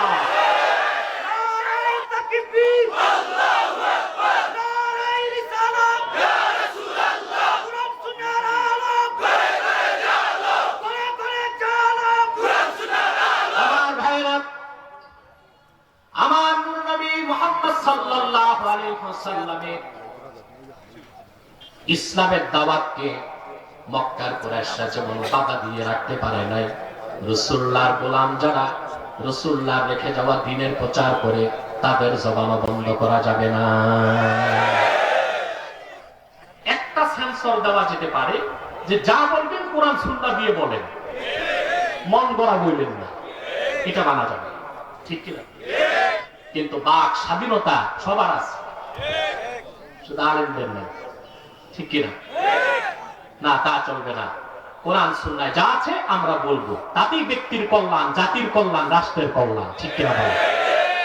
তো সত্যিকার উলামায়ে কেরাম যারা, তাদের এটা ইচ্ছা না কোন সরকারকে ক্ষমতা থেকে নামায় কাউকে বসানো, এটা তাদের দায়িত্ব না, এটা তাদের কাজ না। তাদের কাজ হচ্ছে ক্ষমতায় কে তা দেখার দরকার নাই, কিন্তু কোরআনের রাজ কায়েম হয়ে যায়। কোরআন সুন্নাহ বিরোধী কিছু দেশে হতে পারবে না, এটাই তাদের একমাত্র সাধনা সংগ্রাম বাংলাদেশে, ঠিক কিনা বলে? অতএব কোরআনের আওয়াজ যত বাড়বে, এত স্লোগান দিলে তো সময় পাবো না। কোরআনের আওয়াজ যত বাংলাদেশে বাড়বে, সমাজ রাষ্ট্রের তত পরিবর্তন হবে, ঠিক কিনা বলে?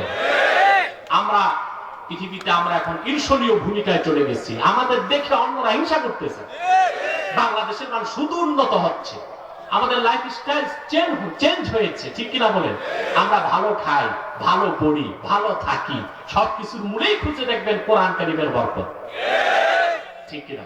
আর বিশ্বকে বাদ দিলে এত মসজিদ পৃথিবীর কোথাও নাই, বাংলাদেশের যত মসজিদ, এত মাদ্রাসা পৃথিবীর কোথাও নাই, বাংলাদেশের যত মাদ্রাসা, এত হক্কানি পীর আউলিয়া পৃথিবীর কোথাও নাই, বাংলাদেশের যত পীর আউলিয়া, এত কোরআনের মাহফিল কোথাও হয় না, বাংলাদেশে যত শীতকালে কোরআনের মাহফিল হয়, ঠিক কিনা বলেন?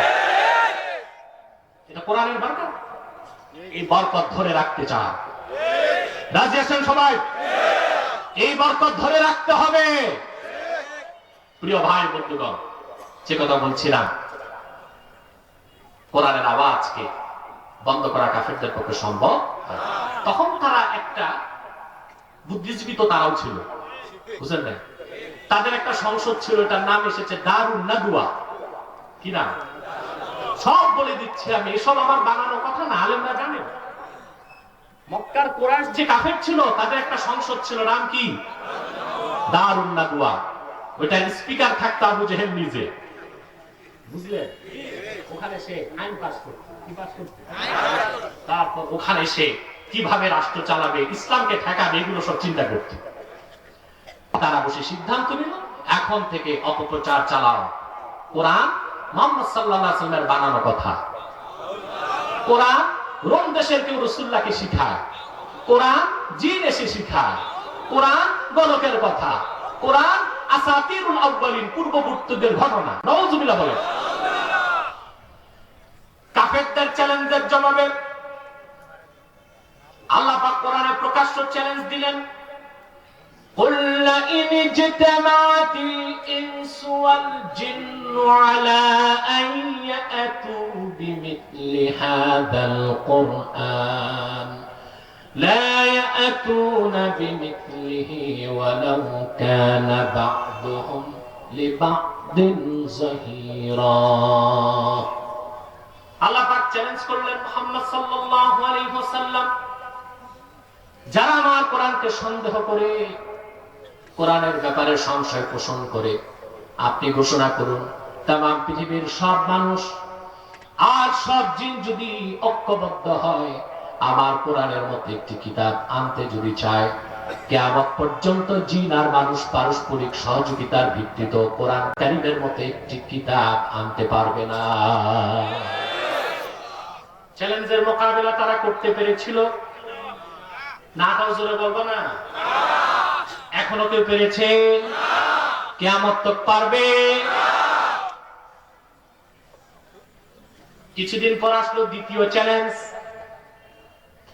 আল্লাহ পাক দ্বিতীয় চ্যালেঞ্জ করলেন কোরআন কারীম সূরা হুদে, আম ইয়াকুলুনা ইফতারাহু কুল ফাতু বিআশরি সুওয়ারিন মিথলিহি মুফতারায়াতিন ওয়াদউ মান ইসতাতা'তুম মিন দুনিল্লাহি ইন কুনতুম সাদিকিন।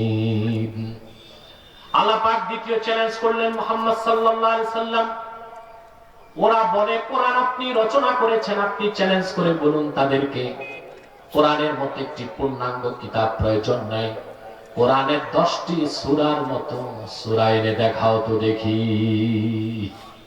চ্যালেঞ্জের মোকাবেলা তারা করতে পেরেছে?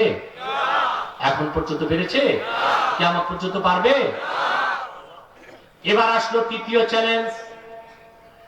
ইন কুনতুম ফি রাইবিন মিম্মা নাযালনা আলা আবদিনা ফাআতু বিসূরাতিন মিন মিথলিহি ওয়াদউ শুহাদাআকুম মিন দুনিল্লাহি ইন কুনতুম সাদিকিন। তোমরা যারা আমার রাসূল মুহাম্মদ সাল্লাল্লাহু আলাইহি সাল্লামের উপর অবতীর্ণ কোরআনে সন্দেহ পোষণ করো, কোরআনের মতো একটি কিতাব প্রয়োজন নাই, 10টি সূরার মতো সূরা আনার দরকার নাই, আমার কোরআনের একটি সূরার মতো সূরা তৈরি করে এনে দেখাও তো দেখি।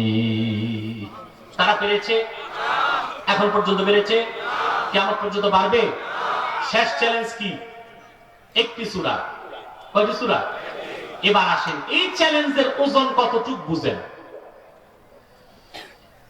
আল্লাহর হাবিব যখন দ্বীন ইসলামের দাওয়াত দিলেন, কোরআন যখন তাদেরকে চ্যালেঞ্জ করলো একটি সূরার মতো সূরা দেখাও, 13টি বছর মক্কায় তারা এই চ্যালেঞ্জের মোকাবেলা করতে পারে নাই। পেরেছে কিনা বলেন? রাসূলুল্লাহ হিজরত করে মদিনাতুল মুনাওয়ারাতে গেলেন।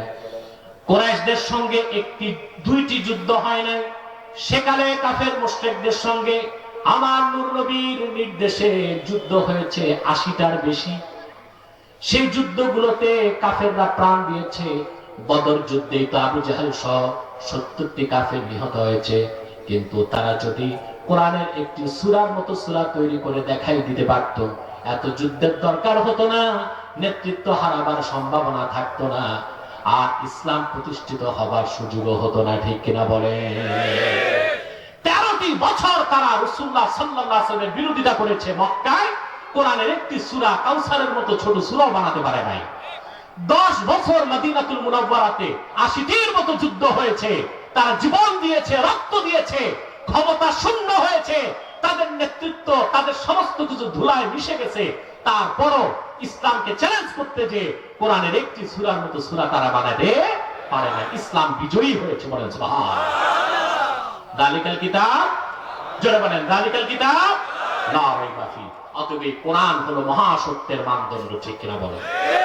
এবার আসেন আমি একটু কম্পারিজন করব নাস্তিক সংশয়বাদীদেরকে বুঝাবার জন্য। তারাও তো মানুষ, আমি চাই তারাও হেদায়েত হোক। ঠিক কিনা?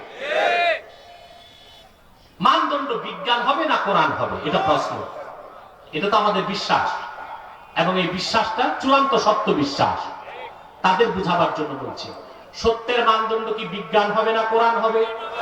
যেটা বলেন কেন? বিজ্ঞান হলো সসীম, লিমিটেড, কোরআন হলো অসীম, আনলিমিটেড। সসীম দিয়া অসীমকে মাপা যায় না, অসীম দিয়া সসীমকে মাপা যায়। ঠিক কিনা বলেন? বিজ্ঞান কেন সসীম, লিমিটেড কেন? প্রশ্ন আসে না? আসে। বিজ্ঞানী যত বড় হোক, তার সমস্ত জ্ঞান অর্জনের মাধ্যম তো মোটে 5টা। ওই 5টা আপনারও আছে। কয়টা? আমার সাথে গণনা করেন। চক্ষু, কর্ণ, জিহ্বা, নাসিকা, নাক, নাক আর ত্বক, চামড়া। 5টার বাইরে ষষ্ঠ ইন্দ্রিয় আছে কারো? কথা বলেন না। আছে? নাই। ইন্দ্রিয় কয়টা? বিজ্ঞানী, দার্শনিক, ফিলোসফার, সায়েন্টিস্ট, যে ধরনের সায়েন্টিস্ট হোক, কি জুলজিস্ট, কি বোটানিস্ট, কি থিওলজিস্ট, কি কেমিস্ট, সব বিজ্ঞানী, দার্শনিক, যত বড় বিজ্ঞানী হোক, তার জ্ঞান অর্জনের মাধ্যম কিন্তু মোটে 5টা। এই 5টা থেকেই তাকে জ্ঞান অর্জন করতে হয়। ঠিক কিনা? এখন আপনি বলুন তো ভাই, এই 5টা যে মাধ্যম জ্ঞান অর্জনের, এই ক্ষমতা অসীম না সসীম? সসীম। সীমিত। সীমিত না? মেডিকেল সায়েন্স বলে একটি মানুষ খালি চোখে মাত্র দেখতে পায় 21 মাইল। কত মাইল? বেশি না কম? শুধু কম না, অনেক কম। বিপরীত দিক থেকে আলোর রিফ্লেক্স যদি না থাকে, মাত্র দেখে কত? 21 মাইল। কথা বলো না ভাই, এটা বেশি না কম? কম না, খুবই কম। বিজ্ঞান যে দূরে দেখে ওটা তো দূরবীন দিয়া, মহাকাশে দেখে ওটা টেলিস্কোপ দিয়ে, কিন্তু তার ক্ষমতা কতটুকু? কিন্তু আমরা যে পরিমাণ ফরমালিন এবং কার্বাইড খাচ্ছি, এখন 21 মাইল আর যাবে না, 7 থেকে 10 মাইল যেতে পারে দূরে, যা সূর্য থেকে হাজার হাজার মাইল, বিলিয়ন বিলিয়ন মাইল দূরে যে নক্ষত্র তা তারা দেখতে পায় নাসাতে বসে। বিলিয়ন বিলিয়ন আলোক বর্ষে নক্ষত্রের গতি কি তা দেখতে পায় আমেরিকায় বসে। আপনাকে একটা প্রশ্ন করি, ওই নাসাতে যে বিজ্ঞানী 2 চোখে অন্ধ, ও কি দেখবে? বায়োস্কোপ দিলে কি আর টেলিস্কোপ দিলে কি? ও তো তার নাকের ডগায় যে মাছি বসছে তাই দেখবে না। তাহলে তার জ্ঞান অর্জনের মূল মাধ্যম কি টেলিস্কোপ না চোখ? সে চক্ষু অসীম না সসীম? তাহলে বিজ্ঞানের জ্ঞানটা অসীম না সসীম? বুঝতেছেন? এবার আসেন কান। মানুষের কানের ক্ষমতা কতটুকু? পদার্থ বিজ্ঞান বলে, উত্তরটা আমি অন্যভাবে দিচ্ছি। 2010 সালে বা 9 সালে ইঞ্জিনিয়ারিং ইনস্টিটিউটে ভিআইপি লাউঞ্জ একটা প্রোগ্রাম, সেখানে বাংলাদেশের এক বড় বিজ্ঞানী, পদার্থ বিজ্ঞানী ছিলেন, আমাকে প্রধান আলোচক করে তারা নিল। প্রশ্নোত্তর পর্ব শুরু। ইসলাম রিলেটেড প্রশ্নের উত্তর আমি দিলাম, এবার বিজ্ঞান রিলেটেড প্রশ্নের উত্তর দিবেন ডক্টর এম শমশের আলী, 1 নম্বর পদার্থ বিজ্ঞানী বাংলাদেশ। তাকে প্রশ্ন করলেন, স্যার বুয়েটের ছাত্র, ওরা তো বিজ্ঞান নিয়ে পড়ে, স্যার শুনছি কবরে নাকি তর্জন হয়, গর্জন হয়, আওয়াজ হয়, হয় কি না আওয়াজ? হয়তো এটা হাদিসে আছে। আল্লাহর হাবিব সাল্লাল্লাহু আলাইহি ওয়াসাল্লাম বলেছেন, মানুষকে যখন কবরে দাফন করা হয়, হিসাব নিকাশের পর, সওয়াল জবাবের পর মাটি চাপ দেয়। ডান দিক থেকে মাটি চাপ দেয়, হাড় হাড্ডি গুলো চুরমার হয়ে বাম দিক চলে আসে। বাম দিক থেকে মাটি চাপ দেয়, হাড় হাড্ডি গুলো ভেঙে ডান দিকে চলে আসে। মানুষটা এমন জোরে চিৎকার দেয়, দুনিয়ার পূর্বে পশ্চিমে তার আওয়াজ চলে যায়, সবাই শুনতে পায় তার চিৎকার, তার আর্তনাদ। শুধু শোনে না জিন আর মানুষ, শুধু শোনে না। হাদিসের বাকি অংশটাও বলে দিচ্ছি আপনাদের হেদায়েতের জন্য। রাসূলুল্লাহ বললেন, প্রত্যেক মানুষকে মাটি চাপ দিবি, নামাজি কেও বেনামাজি কেও, ইমানদার কেও কাফের কেও, মুশরিক কেও বেঈমান কেও। প্রশ্ন আসে না, তুই ইমান এনে নামাজ পড়ে লাভ কি? মাতো না ভাই। এই প্রশ্ন আমাদের না, আমাদের আম্মা জান হযরত আয়েশা রাদিয়াল্লাহু তাআলা আনহা কাঁদতে লাগছে, নিজের জন্য না, সন্তানদের জন্য। সন্তান কারা? আমরা। সুবহানাল্লাহ বলেন। আম্মা জান আয়েশার কান্না দেখে রাসূলুল্লাহ বললেন, আয়েশা কান্না করছো কেন? তিনি বললেন, ইয়া রাসূলুল্লাহ, ইয়া হাবিবাল্লাহ, প্রতিটা মানুষকে মসজিদে চাপ দেয়, তাহলে আপনার মুমিন উম্মত যারা, তাদের কি অবস্থা হবে? তারাও তো মাটির চাপে কষ্ট পাবে। আল্লাহর হাবিব বললেন, আয়েশা, আমার ঈমানদার উম্মতের কোনো ভয় নাই, চিন্তা নাই, মাটি হয়ে যাবে তার জন্য, কবরের মাটি হবে কা উম্মতি শাফাকাতি ইয়াশকু আলাইহা ইবনু হাসাগিরুস সুদা। আমার মুমিন উম্মতের জন্য কবরের মাটি হয়ে যাবে দয়ালু মায়ের হাতের মতো। সুবহানাল্লাহ বলবেন। একটি সন্তান মাথা ব্যথা নিয়ে তার মায়ের কাছে যে যখন অভিযোগ করে, মা আমার মাথা ব্যথা করছে, দয়ালু মা সন্তানের মাথাটা শীতল বুকের মধ্যে রেখে আস্তে আস্তে আলতো ভাবে দাবায় দেয়। মায়ের হাতের চাপ খেলে সন্তান মায়ের বুকের মধ্যে ঘুমায় যায়, তখন টের পায় না। মুমিনকে কবর যখন চাপ দিবে, মায়ের হাতের মোলায়েম চাপের মতো কবরের মাটির চাপ তার গায়ে লাগবে। মুমিন এত আরামের ঘুম ঘুমায় যাবে, ইসরাফিলের সিংহায় ফুকের আগে তার ঘুম ভাঙবে না। আমরা ওই রকম উম্মত হতে চাই, ঠিক কিনা বলেন? ঈমান এনে না বাদ দিয়া, নামাজ পড়ে না বাদ দিয়া, সুদ ঘুষ বাদ দিয়া না ভালো মতো খাইয়া, ওই রকম উম্মত হতে চাই, ঠিক কিনা বলেন? আসেন এবার ফিরে যাচ্ছে, আবার বিজ্ঞান কি বলে। তাকে প্রশ্ন করলো বুয়েটের ছাত্র, স্যার এত জোরে আওয়াজ হয় তো আমরা শুনি না কেন? 3.5 হাত উপরে তো হাঁটাহাঁটি করি, আমরা শুনি না কেন? তো বিজ্ঞানী মহোদয় জবাব দিতে পারেন না, কারণ তার কাছে বিজ্ঞান আছে, কোরআন নেই। জবাব আমার কাছে শোনেন, আলহামদুলিল্লাহ আমি জবাব দিয়েছি, দিয়ে যাচ্ছি। আমি বলেছি পদার্থ বিজ্ঞান বলে শব্দ কেন আমরা শুনি। কোন বস্তু যখন আঘাতপ্রাপ্ত হয়, আওয়াজ পেয়েছেন? আমার আঘাতে এই শব্দ বাতাসে কম্পন সৃষ্টি করেছে বস্তুটা। কম্পন ভাসতে ভাসতে ঢেউয়ের মাধ্যমে আমাদের কানে ঢুকেছে।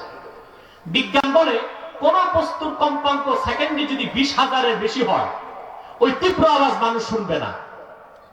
আর কোন শব্দের কম্পাঙ্ক যদি সেকেন্ডে 20-এর কম হয়, সেটাও মানুষ শুনবে না। 20 থেকে 20,000-এর মাঝখানে মানুষ শুনবে। সেজন্যই কানের গোড়ায় পিঁপড়া হাঁটাহাঁটি করে তার পায়ের ক্ষীণ শব্দের আওয়াজ আমরা শুনি না, কারণ তার কম্পাঙ্ক সেকেন্ডে 20-এর কম। অপরদিকে কবরে যে ফেরেশতা পিটাইলে গর্জন হয়, আর্তনাদ হয়, সে আওয়াজ তো সেকেন্ডে 20 লক্ষেরও বেশি, তা মানুষ শুনবে না। সেটাই তো সায়েন্টিফিক কথা, ঠিক কিনা? সংশয়বাদীরা, নাস্তিকরা 2 পাতা বিজ্ঞান পড়লে নাস্তিক হয়, আর পুরা বিজ্ঞান পড়লে কি হয়? Charles Einstein, Albert Einstein, modern সায়েন্সের জনক যাকে বলা হয়, মৃত্যুর পরে তার বাড়িতে তার বুক সেলফে সবকিছুর উপর পাওয়া গিয়েছে কোরআন কারীম। আল্লাহর কোরআন সে নিয়মিত অধ্যয়ন করত, নিয়মিত পড়ত। নেপোলিয়ন বোনাপার্ট, মৃত্যুর পরে তার বাড়িতে কোরআন কারীম পাওয়া গিয়েছে। হোমিওপ্যাথির জনক হেনিম্যান, তার বাড়িতে কোরআন কারীম পাওয়া গিয়েছে, তসবিহ পাওয়া গেছে, জায়নামাজ পাওয়া গেছে। তারা ইসলামকে প্রকাশ করতে পারে না, গোপনে তারা মুমিন হয়ে নিভৃতে নির্জনে আল্লাহর গোলামি করে জিন্দেগি পার করেছে। আর আমার দেশে সলিমউদ্দিনের নাতি কলিমউদ্দিনের ছেলে ঢাকা বিশ্ববিদ্যালয়ের বারান্দা ঘুরে পরকাল বিশ্বাস করে না, কোরআনকে বিশ্বাস করে না। নাস্তিকদের জীবাণু তার ভিতর ঢুকে যায় বলে নাউজুবিল্লাহ। সময় তো অনেক প্রায় 4টা। আপনার একটা লোক উঠবেন না, আমি 15-20 মিনিটে মুনাজাত করবো, তারপর যে নামাজ পড়বে। পারবেন তো ইনশাআল্লাহ? কথা বলে না। তাহলে বিজ্ঞান দিয়ে কোরআন যাচাই করবেন না কোরআন দিয়ে বিজ্ঞান? কথা বলে না। সেজন্য ভাইয়েরা, বিজ্ঞান থেকে কোনো সমস্যা নাই, এটাও ইবাদত, ওটাও ইবাদত। আজান আসলে দুনিয়ার কাজ করা যায় না, রাজনৈতিক আলাপ করা যায় না, কোরআন আলোচনা করা যায়। কথা বুঝতেছেন আমার ভাইয়েরা? যে কথা বলছিলাম, বিজ্ঞান দিয়ে কোরআন যাচাই করা যাবে না। কোরআন তো অসীম, বিজ্ঞান সসীম, ঠিক কিনা বলেন? কোরআন দিয়ে বিজ্ঞান যাচাই করতে হবে। আমি একটা দৃষ্টান্ত দিচ্ছি, কয়েকটা দৃষ্টান্ত। বিজ্ঞান আগে না কোরআন আগে? যে বলতে হবে কোরআন অসীম, বিজ্ঞান সসীম। তাহলে মহাসত্যের মানদণ্ড বিজ্ঞান না কোরআন? জোরে বলতে হবে। কয়েকটা উদাহরণ দিচ্ছি। আপনার লোহা দেখেছেন? এই যে লোহা, এই লোহার নামে কোরআন একটা সূরা এসেছে, সূরা আল হাদিদ। কি নাম? সুবহানাল্লাহ। কোরআন কি বলেছে জানেন এই সূরাতে? সূরা হাদিদে আল্লাহ পাক বলেন, ওয়া আনজালনাল হাদিদা ফীহি বা'সুন শাদীদুন ওয়া মানাফি'ু লিন-নাস। আমি আল্লাহ লোহাকে আকাশ থেকে নাজিল করেছি, যাতে রয়েছে অনেক শক্তি এবং বহুমাত্রিক উপকার। আল্লাহ কি বলেছেন খেয়াল করেছেন? লোহা তিনি উপর থেকে পাঠিয়েছেন। কোথা থেকে? মাত্র কয়েক দশক আগে বিজ্ঞানীরা খুঁজে পেয়েছে লোহার সৃষ্টি পৃথিবীতে হয় নাই। কারণ লোহা তৈরিতে প্রয়োজন 15 লক্ষ ডিগ্রি সেলসিয়াস তাপমাত্রা। পৃথিবীতে কখনোই এই পর্যায়ের তাপমাত্রা ছিল না। লোহা এসেছে সূর্য থেকে। আর আল্লাহ কথাটা 1000 বছর আগে কোরআনে বলেছেন, আমি লোহা নাজিল করেছি। তার মানে লোহা উপর থেকে এসেছে। তাহলে বিজ্ঞান আগে না কোরআন আগে? আপনারা স্টিফেন হকিং এর নাম শুনেছেন? নোবেল পুরস্কার প্রাপ্ত বিজ্ঞানী স্টিফেন হকিং। তার যুগান্তকারী অবদান হলো big bang theory. Big bang হচ্ছে মহাবিস্ফোরণ। বিজ্ঞান, বর্তমান সব বিজ্ঞান একমত কসমোলজির ক্ষেত্রে এই আকাশ, সূর্য, চন্দ্র, নক্ষত্র, গ্রহ, গ্রহাণুপুঞ্জ, নীহারিকা, ধূমকেতু, গ্যালাক্সি, পৃথিবী সব ছিল একটা পিণ্ড, একটা বিন্দু, একটা খণ্ড। মহাবিস্ফোরণে সব আলাদা হয়েছে। বিজ্ঞান যেই কথা বলেছে 1970 সালে, আল্লাহর কোরআন বলেছে 1500 বছর আগে। সূরা আম্বিয়া 30 নম্বর আয়াতে আল্লাহ পাক নাস্তিকদের প্রশ্ন করেছেন, আওয়ালাম ইয়াল্লাযীনা কাফারু আন্নাস সামাওয়াতি ওয়াল আরদা কানাতা রাতকান ফাফাতাকনাহুমা ওয়াজআলনা মিনাল মাই কুল্লা শাইইন হাই। আল্লাহ পাক বলেন আকাশ আর জমিন ছিল একটি খণ্ড, একটি পিণ্ড, আমি আল্লাহ তা বিচ্ছিন্ন করেছি। সুবহানাল্লাহ বলবেন না? কোরআন বলেছে ১৫০০ বছর আগে, বিজ্ঞান বলেছে ১৯৭০ সালে। তাহলে কোরআন আগে না বিজ্ঞান আগে? আসেন, আল্লাহ রাব্বুল আলামিন অন্য সূরাতে বলেছেন ওয়াস-সামা, বিজ্ঞান বলে মহাশূন্যে যা কিছু আছে সবকিছু স্থির নয়, ঘুরছে, আর সবকিছু ধীরে ধীরে সম্প্রসারিত হচ্ছে। বিজ্ঞান এটা বলেছে ১৯৭০ সালের পরে। কোরআন বলেছে ১৫০০ বছর আগে ওয়াস-সামাআ বানাইনাহা বিআইদিন ওয়া ইন্না লামুসিউন। আল্লাহ স্পষ্ট বলেছেন ওয়া ইন্না লামুসিউন, আমি মহাবিশ্বকে সম্প্রসারণ করেই চলছি। বলেন সুবহানাল্লাহ। বিজ্ঞান বলেছে ১৯৭০ সালে, কোরআন বলেছে ১৫০০ বছর আগে। তাহলে আল্লাহর শ্রেষ্ঠ কুদরত ৩০ পারা কোরআন, আখিরি নবী মুহাম্মদ সাল্লাল্লাহু আলাইহি ওয়াসাল্লামের শ্রেষ্ঠ মুজিজা ৩০ পারা কোরআন। ঠিক কিনা বলেন? মুহাম্মদ সাল্লাল্লাহু আলাইহি ওয়াসাল্লাম ১৫০০ বছর আগে সর্বশ্রেষ্ঠ মুজিজা কোরআন রেখে গেলেন। এটা ইসলামের মূল সনদ। এই কোরআন মহাসত্যের সর্বোচ্চ মানদণ্ড। এই কোরআন দিয়েই ব্যক্তি জীবন, সমাজ জীবন, রাষ্ট্র জীবন, শিক্ষা জীবন, সাংস্কৃতিক জীবনকে আমরা যদি সাজাতে পারি, আমাদের ইহকালীন কল্যাণ হবে, পরকালীন মুক্তি নিশ্চিত হয়ে যাবে। রাজি আছে? আল্লাহ কবুল করুক, আল্লাহ মঞ্জুর করুক। বলুন আল্লাহুম্মা আমিন। আরেকটি আয়াত পড়েছিলাম, এই অংশটা শেষ করে দিচ্ছি 5 মিনিটে। এরপর আল্লাহ পাক বলেন হুদাল লিল মুত্তাকিন, এই কোরআন হলো মুত্তাকিদের জন্য পথ প্রদর্শক। আপনারা দুই একটা মানুষ উঠাউঠি করে বাকি মানুষের আমলটা নষ্ট করবেন, আপনাদের এত তাড়াহুড়া কেন? যেহেতু নামাজ পড়তেই পারবেন, এই বিশাল জনসমুদ্রে একসাথে মুনাজাত করবেন, এই সৌভাগ্যটা তো পাবেন না। আমরা 15-20 মিনিটে শেষ করে দিচ্ছি প্রোগ্রামটা, আপাতত রাতে আবার চলবে ইনশাআল্লাহ। বলেন ইনশাআল্লাহ। এরপর আল্লাহ বলেছেন হুদাল লিল মুত্তাকিন, কোরআন হচ্ছে মুত্তাকিদের জন্য পথ প্রদর্শক। কাদের জন্য? জোরে মাতো না ভাই সাহেব। মুত্তাকিকে যা লম্বা দাড়ি, লম্বা জুব্বা, লম্বা পাগড়ি, 1000 দানার তসবিহ, এর নাম মুত্তাকি না? না, আমি ব্যাখ্যা দিচ্ছি, 1 মিনিট হলেও ব্যাখ্যা দেব মুত্তাকিকে। এখন কথা হলো আল্লাহ বলেছেন হুদাল লিল মুত্তাকিন, কোরআন মুত্তাকিদের জন্য পথ প্রদর্শক। তাহলে প্রশ্ন আসে বাকি যারা মুসলমান তাদের জন্য কি পথ প্রদর্শক নয়? প্রশ্ন আসে না? আল্লাহ জবাব দিয়েছেন আরেক জায়গায় وَنَزَّلْنَا عَلَيْكَ الْكِتَابَ تِبْيَانًا لِكُلِّ شَيْءٍ وَهُدًى وَرَحْمَةً وَبُشْرَى لِلْمُسْلِمِينَ। এই কোরআন সকল মুসলমানের জন্য পথ প্রদর্শক। প্রশ্ন আসে তাহলে বাকি যারা মানুষ, অন্য ধর্মের মানুষ, তাদের জন্য কি পথ প্রদর্শক নয়?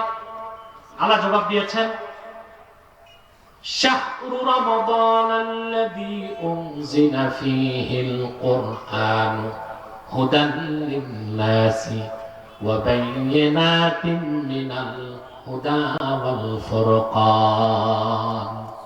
হুদান লিন-নাস, এই কোরআন পৃথিবীর সকল যুগের, দেশের, বর্ণের, বংশের মানুষের জন্য হেদায়েতকারী। বলেন সুবহানাল্লাহ। এখন একটা বুদ্ধিজীবী মহল থেকে একটা প্রশ্ন আসে আমাদের কাছে, উত্তরটা আমি বহু লেকচারে দিয়েছি, বহু লাইভ শোতে দিয়েছি, বহু লেকচারে দিয়েছি, আপনাদেরকে শোনায় দিচ্ছি। কারণ আমাদের তো আত্মপক্ষ সমর্থন করতে হবে নাকি? কথা বলে না। একটা চোর বাংলাদেশে আত্মপক্ষ সমর্থন করার সুযোগ পায়, একটা ডাকাত পায়, একটা খুনি পায়। আল্লাহর আকাশের নিচে সর্বশ্রেষ্ঠ সন্তান ওলামায়ে কেরাম, সবার আগে আত্মপক্ষ সমর্থনের সুযোগ দিতে হবে, বাক স্বাধীনতা দিতে হবে, সম্মান দিতে হবে, ওলামায়ে কেরামকে অধিকার দিতে হবে। ঠিক কিনা? আত্মপক্ষ সমর্থন করছি, আমাদেরকে বলা হয় আমরা সাম্প্রদায়িক। আমরা কি? এক বুদ্ধিজীবী আমাকে বলছে আপনি মৌলবাদী। আমি বলেছি আমি অবশ্যই মৌলবাদী, তবে জঙ্গিবাদী আর উগ্রবাদী না। আমরা জিহাদকে বিশ্বাস করি, সশস্ত্র জিহাদকে, কোরআন সুন্নাহ মোতাবেক। তবে আমরা আইএস এর সাথে সম্পর্ক নাই, জেএমবি সেটাকে আমরা মনে করি ডেসপারেট দল। ঠিক কিনা? আমরা মৌলবাদী, কিন্তু আমরা উগ্রবাদী নই। বলে আমরা সাম্প্রদায়িক না। বড় আশ্চর্যের বিষয়, উদরপিণ্ডি বুদর গাড়ে দেয় ওরা, চোরের মার বড় গলা। মুসলমান একমাত্র অসাম্প্রদায়িক, সে সাম্প্রদায়িক হতে পারে না, বাকি সকল ধর্মের লোক সাম্প্রদায়িক। কেন প্রশ্ন আসে না? আসে। যেই ধর্মের লোক তার সম্প্রদায়ের গণ্ডির মধ্যে আবদ্ধ থাকবে সেই তো সাম্প্রদায়িক। মুসলমান সাম্প্রদায়িক হতে পারে না, কারণ এই সৃষ্টি জগতের যিনি স্রষ্টা আল্লাহ, তিনি একটি সম্প্রদায়ের নয়, তিনি সব সম্প্রদায়ের মালিক। ঠিক কিনা বলেন? আল্লাহ কি আমাদের রব না সবার রব? কুল আউযু বিরাব্বিন নাস, তিনি রাব্বিন নাস, গোটা মানব জাতির রব।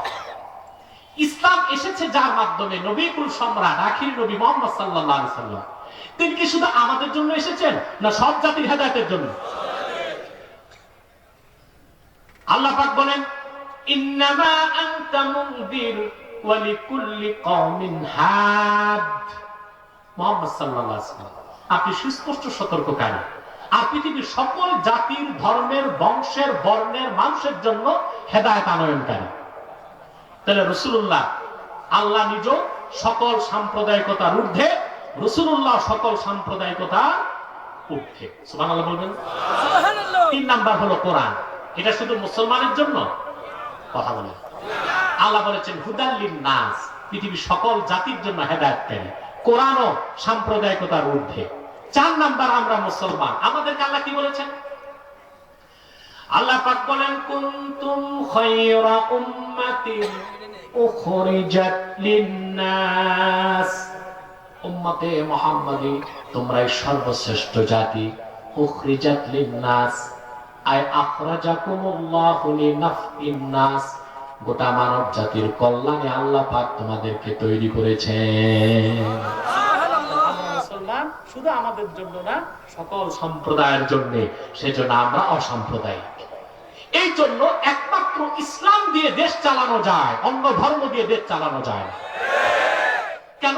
তারা জবাব দিয়ে দিচ্ছে। আমাকে এক বুদ্ধিজীবী প্রশ্ন করেছিল অন্য একটি লাইভ শোতে, আপনারা ইসলাম দিয়ে দেশ চালাতে চান, কোরআন দিয়ে দেশ চালাতে চান, ভারতের হিন্দুরা যদি বলে হিন্দু ধর্ম দিয়ে দেশ চলবে, জবাব কি দিয়েছে আমি জানেন না? জবাব দিব। মনে করুন হিন্দুরা খুব নির্যাতন হচ্ছে এখন ভারতে, দোয়া করবেন মুসলমানদের জন্য। তারা যদি হিন্দু ধর্ম দিয়ে দেশ চালাতে চায়, সমস্যাটা কই হবে জানেন? তাদের ধর্ম দিয়ে দেশ চালাবার অর্থ হলো ধর্মগ্রন্থের আইনকে প্রতিষ্ঠিত করা, ঠিক কিনা? তাদের সবচেয়ে অথেন্টিক ধর্মগ্রন্থ হচ্ছে ঋগ্বেদ। কি নাম? এটা হিন্দুদের সবচেয়ে অথেন্টিক ধর্মগ্রন্থ ঋগ্বেদ।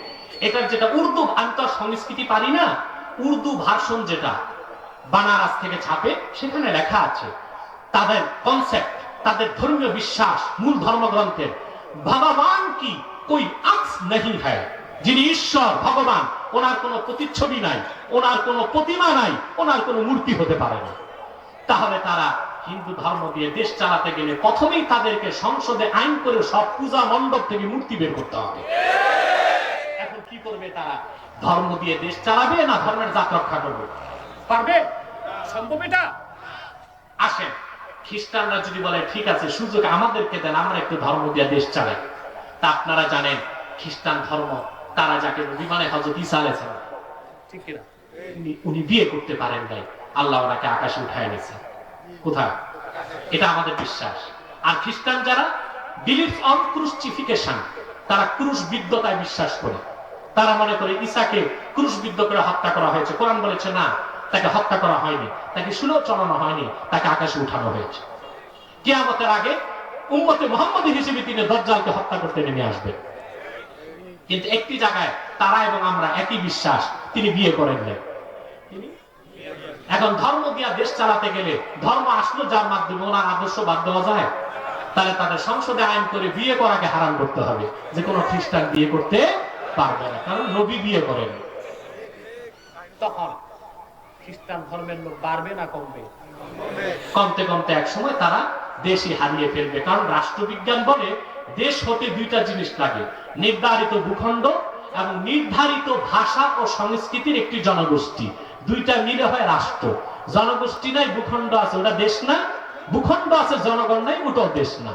তাই খ্রিস্টানরা ধর্ম দিয়া দেশ চালাতে গেলে দেশই থাকবে না। বৌদ্ধরা যদি বলে আমরা একটু ঠান্ডা আছে, আমাদেরকে দেন একটু দেশ চালাই, আমাদের বৌদ্ধ ধর্ম দিয়া, তা আমরা বলবো ঠিক আছে চালান। একদিনও চালাতে পারবে না, কারণ বৌদ্ধ ধর্মের মূল নীতি জীব হত্যা মহাপাপ। সংসদে আইন করতে হবে, যত চোর ডাকাত খুন খারাপি আছে তাদের হত্যা করা যাবে না, ফাঁসিও দেওয়া যাবে না, যে যেমনি আছে চলতে থাকে। জীব হত্যা একমাত্র রাষ্ট্র চালাবার মহাদর্শ উপহার দিয়েছে আল কোরআন। আর কোন ধর্মে কোন উদাহরণ নাই, কোন সম্ভাবনা নাই। সেজন্য বলি আমরা একটি সম্প্রদায় আমাদের জন্য নয়, আমরা অসাম্প্রদায়িক, আমরা সকল সম্প্রদায়ের জন্য। গোটা বিশ্বের সকল সম্প্রদায়ের কল্যাণ নির্ভর করে মুসলমানের নেতৃত্বের হাতে, ঠিক কিনা বলেন? পরিশেষে যেই কথা বলে শেষ করে যাচ্ছি, তাহলে আল্লাহ পাক হুদাল্লিল মুত্তাকিন কেন বললেন? এটা তো হুদাল্লিন নাস, হুদাল্লিল মুসলিমিন, হুদাল্লিল মুমিনিন, হুদাল্লিল মুত্তাকিন কেন বললেন? তার জবাব কাজী বাইজাবি দিয়েছেন। পৃথিবীর সব মানুষ কোরআন থেকে যতটুকু হেদায়েত পাবে তার চেয়ে বেশি পাবে মুমিন মুসলমানগণ, আর সবচেয়ে বেশি কোরআনের উপকার লাভ করবে যারা আল্লাহকে ভয় পায়, মুত্তাকি দ্বারাই। আমরা আল্লাহকে ভয় করব, রাজি আছেন? শুধু দাড়ি টুপি দিয়ে মুত্তাকি হওয়া যায় না, আল্লাহকে ভয় ভেজাল মিশাবে না, আরেকজনের খেত ধাক্কা ধাক্কি করবে না, অন্যায় ভাবে কাউকে মারবে না, মিথ্যা মামলা দিবে না, দুধে পানি মিশাবে না, জানাতে বিচার করবে না, গণধর্ষণ করে মা মহিলাদেরকে হত্যা করে নারী নির্যাতনের তাণ্ডব বাংলাদেশে করবে না, ঠিক না? বাংলাদেশের সবচেয়ে বড় সমস্যা এখন নেশা আর ধর্ষণ, ঠিক না? এই ক্ষেত্রে সরকার জিরো টলারেন্স, নেশা বন্ধে এবং নারী নির্যাতন বন্ধে, কিন্তু সাকসেস হচ্ছে না কেন? তার দুটো কারণ। এক, ত্রুটিপূর্ণ শিক্ষা ব্যবস্থা, ত্রুটিপূর্ণ আইন। ইংরেজদের 190 বছরের পুরনো আইন দিয়া ধর্ষণ মুক্ত বাংলাদেশ করা সম্ভব হবে না। আর ইংরেজদের রেখে যাওয়া শিক্ষা কারিকুলামের শিক্ষা দিয়ে যুবকদেরকে সংশোধন করা যাবে না। যদি ধর্ষণ মুক্ত বাংলাদেশ চাও, যদি সন্ত্রাস মুক্ত বাংলাদেশ চাও, যদি স্বাধীনতার স্থপতি বঙ্গবন্ধু সোনার বাংলাদেশ চাও, ইংরেজ আইন বাদ দিতে হবে, ইংরেজি শিক্ষা বাদ দিতে হবে, প্রাইমারি থেকে বিশ্ববিদ্যালয় পর্যন্ত কোরআনের শিক্ষাকে বাধ্যতামূলক করতে হবে।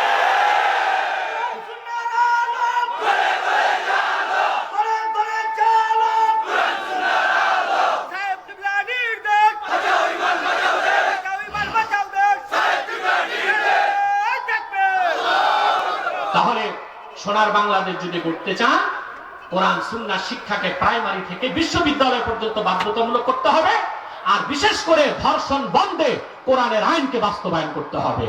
ইংরেজ আইন দিয়া ধর্ষণ ঠেকানো যাবে না। আমাদেরকে মুত্তাকি হতে হবে। আল্লাহ তার জন্য কবুল করেন, বলুন আল্লাহুম্মা আমিন। যারা দাঁড়িয়ে আছেন বসে যান মুনাজাতের আগে, কেউ দাঁড়িয়ে থাকবেন না। আপনাদের কোমরের হাড্ডি যথেষ্ট শক্তিশালী এবং হাঁটুর স্প্রিংও খুব টাইট। কেউ উঠানামা করে না, বসেন পিছনে। সব দোয়া করবো আগে, সব লিখা আছে, সবাই কানে বলবো।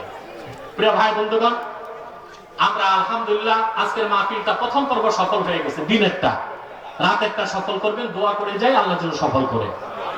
সাদাকাল্লাহুল আযীম ওয়া সাদাকা রাসূলুহুন নবিয়ুল কারীম ওয়া নাহনু আলা যালিকা মিনাশ শাহিদিন ওয়াশ শাকিরিন আলহামদুলিল্লাহি রাব্বিল আলামিন। বিদায় বেলা আমি আপনাদেরকে একটু অনুরোধ করে যাচ্ছি, আপনার এখানে সকল দলের লোক আছেন, ঠিক কিনা? এই মাঠে কোনো দলাদলি আছে, মারামারি আছে? কেন? দলের পরিচয় আমরা আসি নাই, এখানে আমাদের একটাই পরিচয়, আমরা মুসলমান। বিশ্বনাথবাসী, তোমাদেরকে দুই হাতে করজোড় আমার অনুরোধ, দলীয় মতভেদ থাকতেই পারে, তা থাকবে রাজপথে, তা থাকবে সংসদে, কিন্তু ইসলামের স্বার্থে, মুসলমানের স্বার্থে আর বাংলাদেশের স্বাধীনতা সার্বভৌমত্ব রক্ষার স্বার্থে আমরা সকল দলের মুসলমান এক হয়ে যাব। এই ক্ষেত্রে কে কোন দল আমরা তা দেখবো না, রাজি আছেন? বাংলাদেশে অনেক ধর্মের লোক আছে, তারা তাদের ধর্মকর্ম পালন করে, আমরা কিছু বলি না, বাধাও দেই না, তারা তাদের গণ্ডিত ধর্ম পালন করুক। কিন্তু একটি কুখ্যাত সম্প্রদায় বাংলাদেশে আছে, যাদের একমাত্র কাজ মানুষকে ধোঁকা দিয়ে কনভার্ট করা, কাফের বানানো, তারা হলো কুখ্যাত কাদিয়ানী সম্প্রদায়। নিঃসন্দেহে তারা অমুসলিম এবং কাফের, তাদেরকে যারা কাফের বলবে না তারাও কাফের। তাদের ব্যাপারে আপনাদেরকে সজাগ এবং সতর্ক হতে হবে। তাদেরকে অমুসলিম ঘোষণার দাবি আদায়ের জন্য আপনাদেরকে ঐক্যবদ্ধ হইতে হবে। রাজি আছেন? নিঃসন্দেহে তারা অমুসলিম, তারা কাফের, তারা বেঈমান, তারা জিন্দিক। কারণ তারা আল্লাহর আখিরি নবী মুহাম্মদ সাল্লাল্লাহু আলাইহি ওয়াসাল্লামকে আল্লাহর শেষ নবী হিসেবে বিশ্বাস করে না। চিল্লায় বলেন নাউজুবিল্লাহ। এজন্য তারা কি? সর্বশক্তি দিয়ে বলেন তারা কি? তাদেরকে যারা কাফের বলবে না, তারাও কাফের। মানুষকে ধোঁকা দিতে তারা দাড়ি রাখে, টুপি লাগায়, মুসলমানের মতো নাম রাখে, তাই বলে তাদেরকে মুসলমান বলা যাবে না। দাড়ি রাখলে কেউ যদি মুসলমান হতে পারতো, তো রবীন্দ্রনাথ ঠাকুরের চেয়ে বড় মুসলমান কেউ হতো। চুপি লাগাইলে মুসলমান হওয়া যায় না। চুপি লাগাইলে যদি মুসলমান হওয়া যেত, তো মহাত্মা গান্ধীকে কি বলবেন? নাম রাখার দ্বারা মুসলমান হওয়া যায় না। যায়? 120 বোতল ভর্তি পেশা, উপরে লেবেল লাগিয়ে দিল শরবত, ওটা কি শরবত হবে? মুসলিম আব্দুল আব্বাল, আব্দুল সামাদ, মুবাশশির আলী, কবির চৌধুরী, এসব নাম রাখার দ্বারা তারা মুসলমান হতে পারে না। ভাইরা আমার, বন্ধুরা আমার, আমার আল্লাহ নূর নবী আমার মুহাম্মদ সাল্লাল্লাহু আলাইহি ওয়াসাল্লামের ইসলাম ও কোরআনের হাজার হাজার হাজার বছর পরে বর্তমান ভারতের কুখ্যাত পাঞ্জাবের কুখ্যাত গুরুদাসপুরের কুখ্যাত কাদিয়ানে ইংরেজ আমলে এক শয়তান নিজকে নবী দাবি করেছে। চিল্লায় বলেন নাউজুবিল্লাহ। শয়তানটার নাম রেখেছিল তার বাপ মির্জা গোলাম আহমদ কাদিয়ানী। সাবধান সাবধান, তাকে গোলাম আহমদ বলা যাবে না, কারণ গোলাম আহমদ অর্থ হচ্ছে আহমদ এর গোলাম। কোন কাফের কোনদিনও গোলাম আহমদ এর গোলাম হতে পারে না।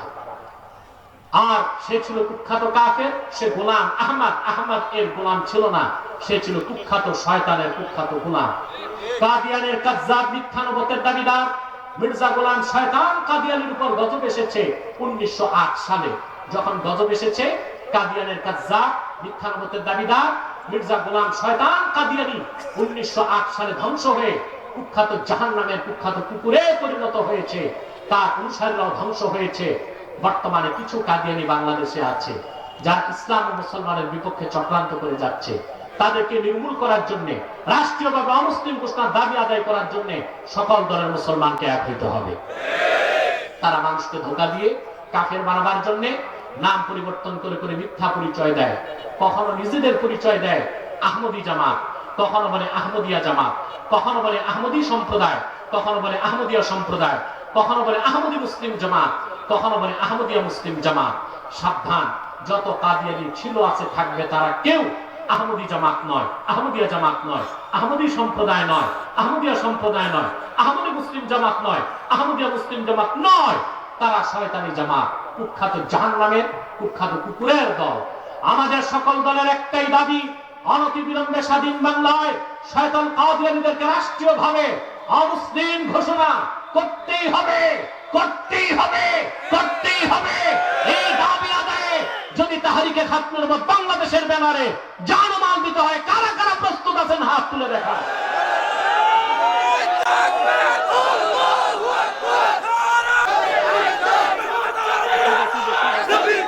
আমার ভাইরা, আমার ভাইরা, আমার ভাইরা, তাদেরকে অর্থনৈতিক সহযোগিতা করবেন না? করেন? করেন। প্রাণ কোম্পানির যত জিনিস তাদের, আরএফএল এর পণ্য তাদের, সেজান জুস তাদের, প্রথম আলো, ডেইলি স্টার, কালের কণ্ঠ, এগুলো তাদের। এগুলো ধরবেন না, কিনবেন না, বেচবেন না, মনে থাকবে। বিদায় বেলা আরেকটা কথা বলি, আপনাদের ভিতর করোনার চেয়ে মারাত্মক একটা ভাইরাস ঢুকতেছে, এর থেকে দূরে থাকবেন। সেটার নাম হচ্ছে সুদ। আপনাদের রক্তের ফোঁটায় ফোঁটায় এখন সুদ মিশে গেছে। সুদের নাম পরিবর্তন হয়ে গেছে, ইন্টারেস্ট নামে, লভ্যাংশ নামে, তারপরে সমিতির নামে আর মুনাফা নামে সুদ এখন আপনারা খাচ্ছেন। এতে বিভ্রান্তিতে অনেক আলেমরাও সুদের সাথে জড়িত হয়ে যাচ্ছে। আল্লাহর হস্তে সুদের কাছেও যাবেন না, কারণ হাদিসে এসেছে আকলু দিরহামিন মিনার রিবা আশাদ্দু মিন 33 জানিয়া। এক দিরহাম সুদ খাওয়া 33 বার জিনা করার চেয়ে বড় গুনাহ। এই সুদ থেকে দূরে থাকবেন। যে সুদ খায় তার 70টার বেশি গুনাহ হয়, সবচেয়ে ছোট গুনাহ তার মার সাথে জিনা করার মতো। এই গুনাহ থেকে বাঁচবেন। রাজি আছেন? এবার আমরা দোয়া করব, 11 বার ইস্তেগফার করুন, একবার সূরা ফাতিহা পড়ুন। 11 বার ইস্তেগফার করুন, একবার সূরা ফাতিহা পড়ুন।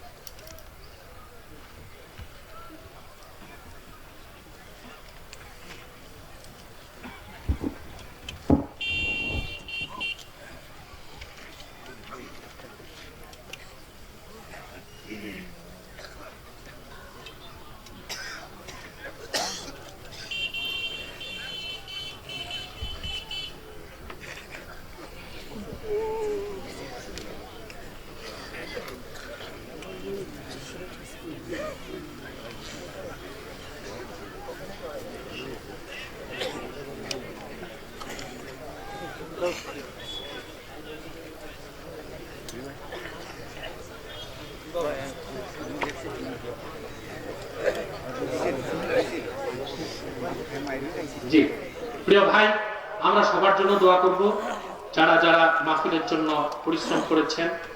খুব আজকে মাহফিল নিয়ে দিন রাত খেটেছে, পরিশ্রম করেছে, অনেক মানসিক কষ্ট বরদাস্ত করেছে, শারীরিক কষ্ট বরদাস্ত করেছে। আমরা দোয়া করব আল্লাহ পাক যেন তাকে দিনের কর্মী হিসেবে কবুল করে নেন। জামাল প্রবাসী, লন্ডন প্রবাসী সহযোগিতা করেছে, আনোয়ার সহযোগিতা করেছে, রকমউদ্দিনও লন্ডন প্রবাসী, তার খুব আর্থিক অবদান আছে। রকমউদ্দিনের আমাকে ফোন করেছিল, আমি কথা বলতে পারি নাই। আর্থিক অনুদান অনেক বেশি রকমউদ্দিনের। তারপরে মনাফ মেম্বার, সবার জন্য দোয়া করবেন, আল্লাহর জন্য কবুল করেন তাদের। আমরা 1 মিনিট দুরূদ সালাম পড়ে নিব যেন দোয়াটা কবুল হয়। মহব্বতে সাল্লাল্লাহু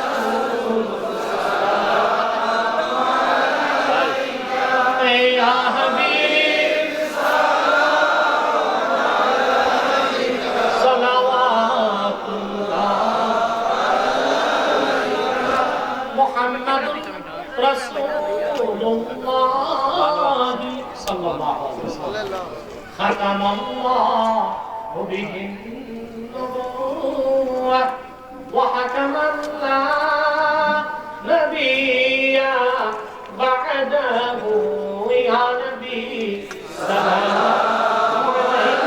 عليك يا رسول سلام عليك يا نبي سلام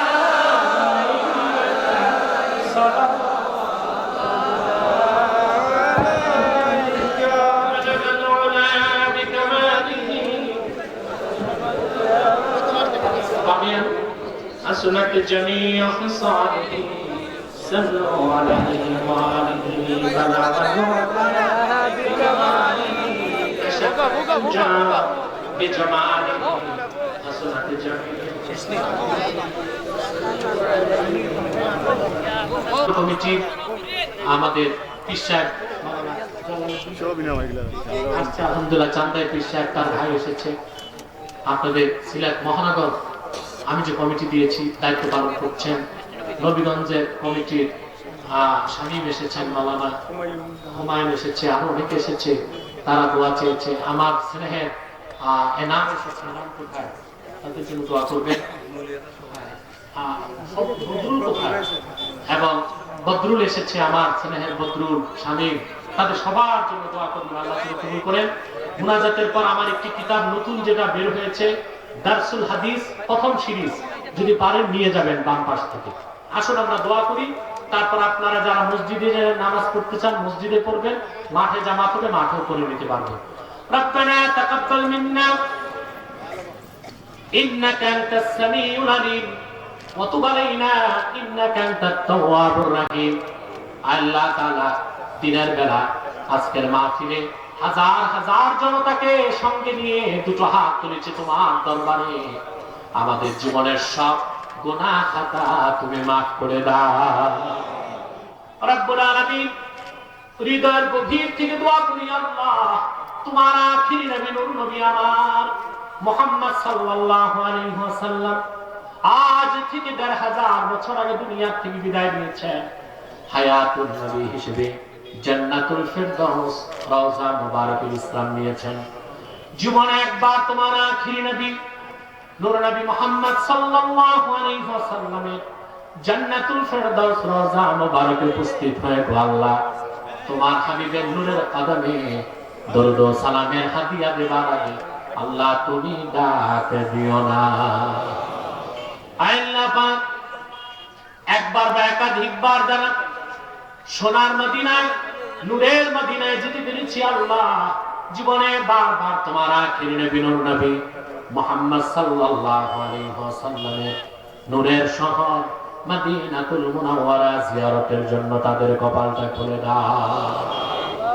আল্লাহ তাআলা হৃদয়ের গভীর থেকে দোয়া করি, আল্লাহ তোমার আখিরি নবী নূর নবী আমার মুহাম্মদ সাল্লাল্লাহু আলাইহি ওয়াসাল্লামের নূরের চেহারা মোবারক স্বপ্নে একবার দেখে গো আল্লাহ জান্নাতবাসী হবার আগে তুমি ডাক দিও না।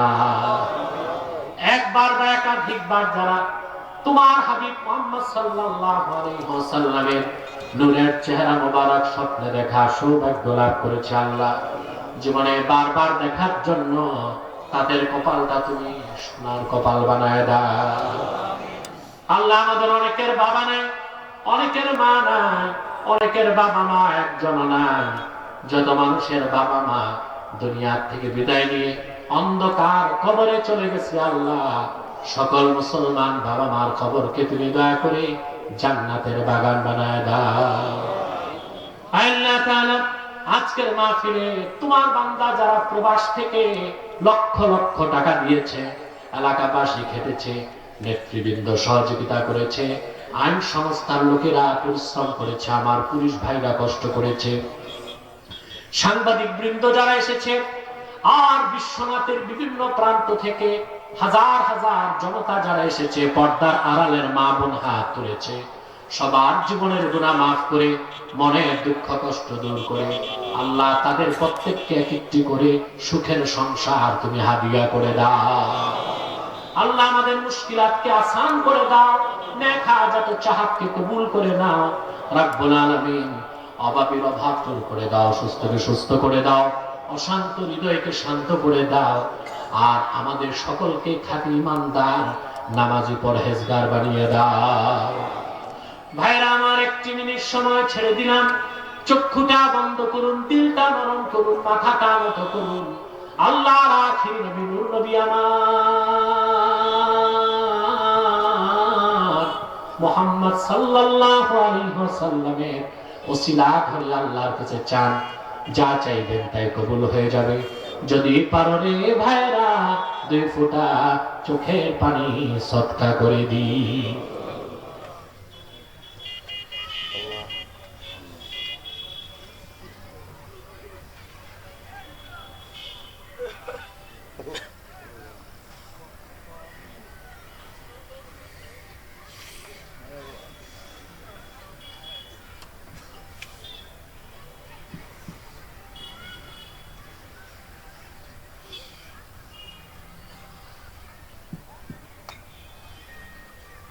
প্রত্যেকে মনের কথা আল্লাহর কাছে বলুন।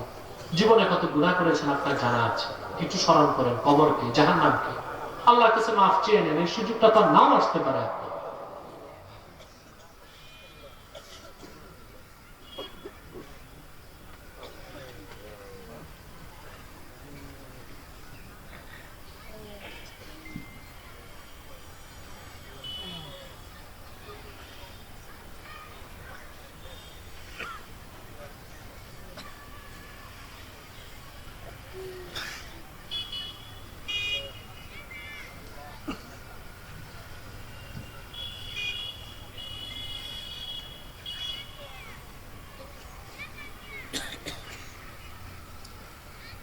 আল্লাহ হুজুরের নেক হায়াত বাড়াইয়া দাও। আমিন।